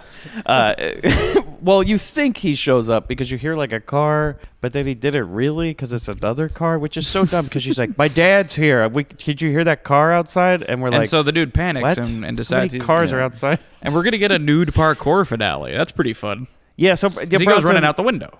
Yeah, well, there is a part where like he doesn't show up. It's very long, but she basically gets out of the room and then like slices him in the face. Oh no, she burns him with a curling iron. Burns him with the curling That's iron. right. Yeah, and so she's deformed him now, and so he's real pissed. He's like, man, I couldn't get laid before, but fuck this. Now I got a giant scar on my face. And by that, but it's don't just worry, like a guys. red mark. They put some blood on him. Don't worry. By the end of this movie, it won't even be there anymore. We forgot to hire the makeup person for the next scene. right. It fades pretty quick. Yeah. So basically what happens is there's a naked run through the... Well, first of all, Bronson's got to go upstairs. He goes, look at all these dead girls. I wish I had time to take this all in, but there's a murderer. He's like, I will be back, but we'll solve all your crimes later. But he runs after Warren, Laurie's running down the street. We're streaking across rooftops, going down the fire escape. Balls He's running down the middle bouncing, of the wang street. slapping against the thigh. So here's the thing. They're running down the middle of an LA street, okay? Yeah. Laurie's booking it. Warren looks like he's on a fucking track team. This dude he's is T-1000 the whole way. He is T-1000. The same arm movements, everything. James Cameron, you fucking hack. Did it again. And so... Showed up with flowers and a weapon. Oh my God. We're on to you, James Cameron. Yeah. So, yeah, you've never seen a movie, James Cameron. Bullshit. If you ever heard the interviews, he's like, no, I never watched movies. Fuck you. His most recent one was like, where are all the original sci-fi ideas? Uh-huh. The guy who's currently working on Terminator 12 and 3 Avatar movies no one wants. I really How think come no one's trying Terminator- anything original? In all those interviews, I really think Terminator Genesis is going to bring the series back. Oh, God. You know, it all connects. It all comes full circle. My God. Am I right in thinking he's just bitter because the comic book movies are doing better than his movies? Oh, yeah, definitely. Titanic got beat in the total box office by Yeah. Black Panther, and he's just like, fuck these superhero movies, You know, man. I could have made Titanic into a comic. I could have. But I've never read a comic, and I've never seen a movie. I just make them, okay? Fuck you. I pull stars from the sky. When I heard that shit where he said, I never watched movies before I made them, I'm like, oh, really? You're the one guy on earth that's never Fuck seen a outta here. movie, huh? Yeah. And you made Piranha? Yeah. Uh-huh. So let's get to the big finish. Okay, but this is the thing. I said they're booking it, right? Yeah. Laurie's booking it. Warren's booking it. Track meet style. Bronson, just a slight trot. Because you cut to Bronson running, and they only have one shot of him running. He's not trying. Jay, it's not happening. The knees, they don't work like they used to. We're gonna do this Jason style. Yeah. Bronson's just lightly Bronson's jogging. Michael Myers at this point. He's the shape. And somehow he knows. He's the out of shape. Yeah. Like, so here's the thing. Even in a straight line, Bronson knows a shortcut. The shortest distance between 2 points is Bronson. Because he's somehow in front of them. And he just grabs his daughter, and he's pointing a gun at Warren. And his partner shows up, and he's like, yeah, take the girl. I know what you're thinking. How is this possible? He pulls the gun on Warren, and this is great. This scene is so good. Oh, yeah. Warren's looking at him, and he goes, these voices made me do it. I'm crazy. He goes, you're great right. acting moment. Because Bronson's like, you killed those girls, you crazy son of a bitch. And he's like, you're right. You drove me to it. I am crazy. Yeah, you can't punish me. I'm sick. That's the law. The law. That's what he keeps saying. I'll just He's come like- back. He goes, you can lock me up, but I'll be back. He I'll goes, be back. You'll hear from me. And Bronson just goes, no, we won't. And then blammo. Yeah. Blammo right Just in the puts head. one right above his As eyebrow. the cops are pulling Warren away, they're There trying are to 3 arrest cop him. cars with the lights flashing, and everyone's just sort of watching this conversation happen. And then a civilian. No, during the arrest. They're they're starting to grab him. Yes, they have the handcuffs on him, and they're pulling him away, and Bronson just shoots him in the head. And you're like, oh, this is going to have consequences in the epilogue. There isn't one. We go right to credits. Yeah. And you're just left there going like, whoa. Who's doing the cleanup duty? Who's doing the paperwork on this at the station? I think they just go like, Well, that's the thing. Speaking of doing the cleanup, Yeah. the fans in the crowd, Bronson shot no one until now. oh man, you know We you're built right. up and built up and built up, and then boom, climax, credits. That load is blown all over the chairs. Because you're going to walk out going, if you're a Bronson fan, All like, there it is. All these old Bronson fans are like, yes! Go! We spent the whole movie on foreplay, and then Bronson shot a guy. He's just all the guns at attention. There's a 5-gun salute, you know. And you know what? And you know, honestly, knowing the target demographic, that's how you fucking do it, man. Yeah. But That's the greatest shot Bronson's ever fired to a Bronson fan. and if they had a Marvel style epilogue, they'd be like, damnedest thing, the guy shot himself. Couldn't believe he got Chuck's gun and turned it on himself, shot himself right through the front of the head. Mm-hmm. This is one of those damnedest thing. This is one of those movie situations where, you know, like, if you were to follow up right after the credits rolled, the ending is not a happy ending. A disgraced cop just murdered the guy he had tried to frame. Yeah, he's getting sent to Warrior Island for sure. Oh, no question. Yeah. No question. Bronson's getting the LD50. So recommendations? Yeah, it's entertaining. Oh, I say definitely. This Absolutely. is like a classic Bronson movie that's not a Death Wish movie. It's interesting that they tried this once with the other Chuck too, Norris, where they're like, what if we take the formula and we cross it with a slasher film? Because it's the 80s, and slasher movies were big, you know? And I think this works. Yeah, I really like this movie. Like it's to me, it's not boring. It's entertaining. It's an hour and 40 minutes, which is long for a Grindbin movie. It doesn't feel like no, it. it's just It went by very quickly. J. Lee Thompson's a capable director, man. The guy knows A how to generous make director. a movie. Letting those extras take a walk. he's handing out sad cards like candy. Doing the 52 pickup with sad cards. Yeah. Sad cards? Yeah. Well, for some of these people, they didn't get another role, you know. It's competently directed. It's competently written. And it's competently acted, really. acted. Yeah, I mean, Bronson's, as we talked about before, Bronson's sleepwalk is miles ahead of the other actors. Like, Oh, yeah. Bronson not giving Yeah, a yeah. shit is still pretty quality. oh, if Bronson's, he just has great screen presence. Like, he's a draw, man. You got Bronson in a movie, I'm gonna watch it, and he's always good. Fair. I mean, I told you about that one movie that was written by Walter Hill that has Bronson as a street fighter with James Coburn. Hard Times. Yeah. Yeah, that's where they they actually got level design for Street Fighter 2 from that movie. Really? Oh, I saw Zangief's that. level and Oh. Ken's level are in that film. Yeah. Like almost item for item. But you watch that movie because it's a little older. What are we talking? Mid-70s or Yeah. something? Bronson's a great actor when he wants to be. Oh, yeah. I mean, he's awesome in that movie. And I mean, James Coburn's always great. But I mean, I don't know. Something about him. You put him on screen, no matter if he's trying or not, it's always entertaining. This is one of the best of the bad Bronsons. Yeah, I think so. It's better back than that. the Evil That Men Can Do. Yeah, I can't prefer it to that. I can't say it's like crazier than Kinjite. Kinjite is not a good movie, but it's so horribly offensive that it's great in that way. This is a better movie because this movie is close. It's close to being a real movie. Like Yeah. we're at the border. It's not like, say, Death Wish 3, which isn't even a movie. No, it's like a Bugs Bunny cartoon. It's with a weird- Bronson. Yeah, it's like between made-for-TV movie and movie you see it at like a Truck Stop America. Yeah. On the way to Barstow or something.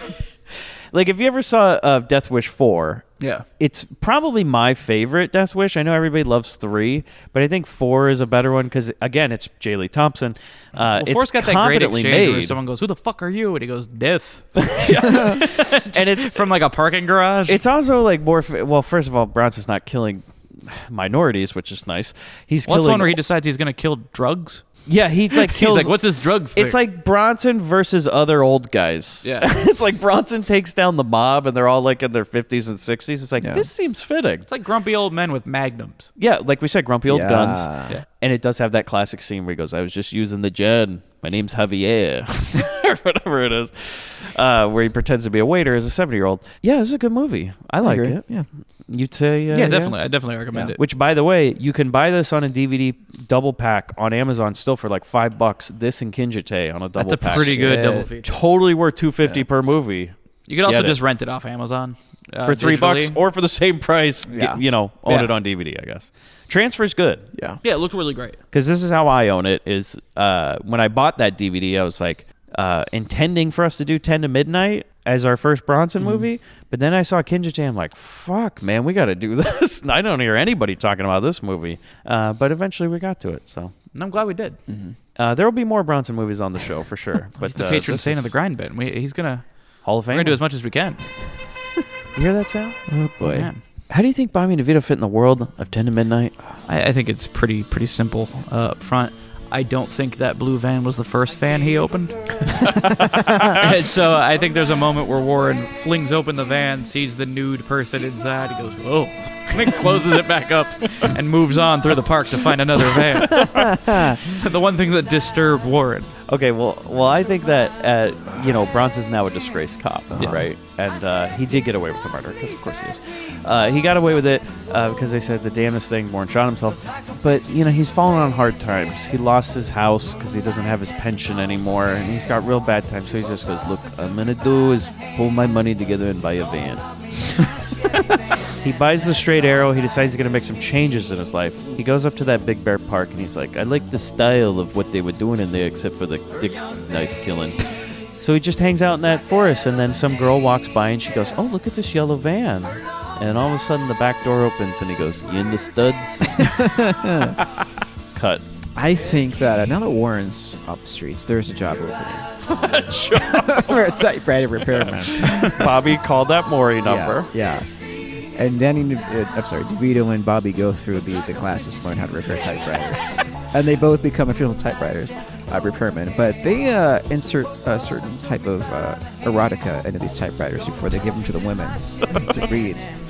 And some of them are lyrics to Sammy John songs, and some of them are love letters to them that are very vivid in detail about what they want to do to these women.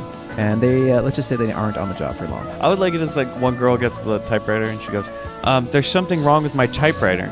"Yeah, what's wrong?" Because, well, the only letters that work are S, E, and X. You know anything about this? And him and DeVito just giggling, And it's a thing where they're stuck together, so no matter what you press, it just spells sex. Yeah. That's one thing. Or just like all these typed pages, and it just says, like from The Shining. Like all work and no sex. Yeah, some girl comes to work and she goes, "What's in my inbox?" Because we don't have emails. All work and no sex makes Bobby a dull boy. And then you just see him in the corner just typing away. Bobby, gotta get some. Bobby, gotta get some. Bobby becomes a new Warren. Yeah. Yeah, I can see it. The cycle begins anew. Well, thanks again for joining us on another episode of The Grindbin. You can find us at grindhousefilm.com. We're also on Twitter at GrindPod, Instagram, our Facebook. We've been posting a lot on the Facebook. Come and join the discussion. It's been a lot of fun. Absolutely. Find us wherever fine social media is served. Yeah, and you look like you had something to say, Bobby. I always look like that. Oh, okay. That's just me.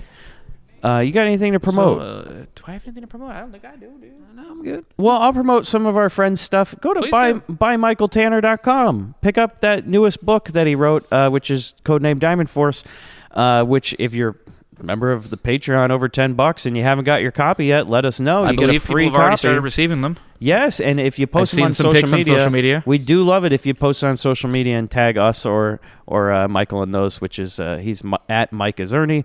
He'll be back on this podcast very soon. Absolutely. But go check out part some of of the his family. work, you know? Yeah.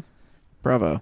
Also, if you're on our Patreon over the $10 level, you can start suggesting movies to us. You're guaranteed one per year as part of the Bigger Than Dugan level, That's but right. We're listening to your suggestions anyway. Yeah, you might be able to squeak a few more in there. We'll just say that if you join the Patreon at any level, we ask you constantly, what are your movies you would like to see us cover on this show? Yeah. And I write all of those down. I have everybody's name and all the movies that they listed, and I got dozens and dozens of movies.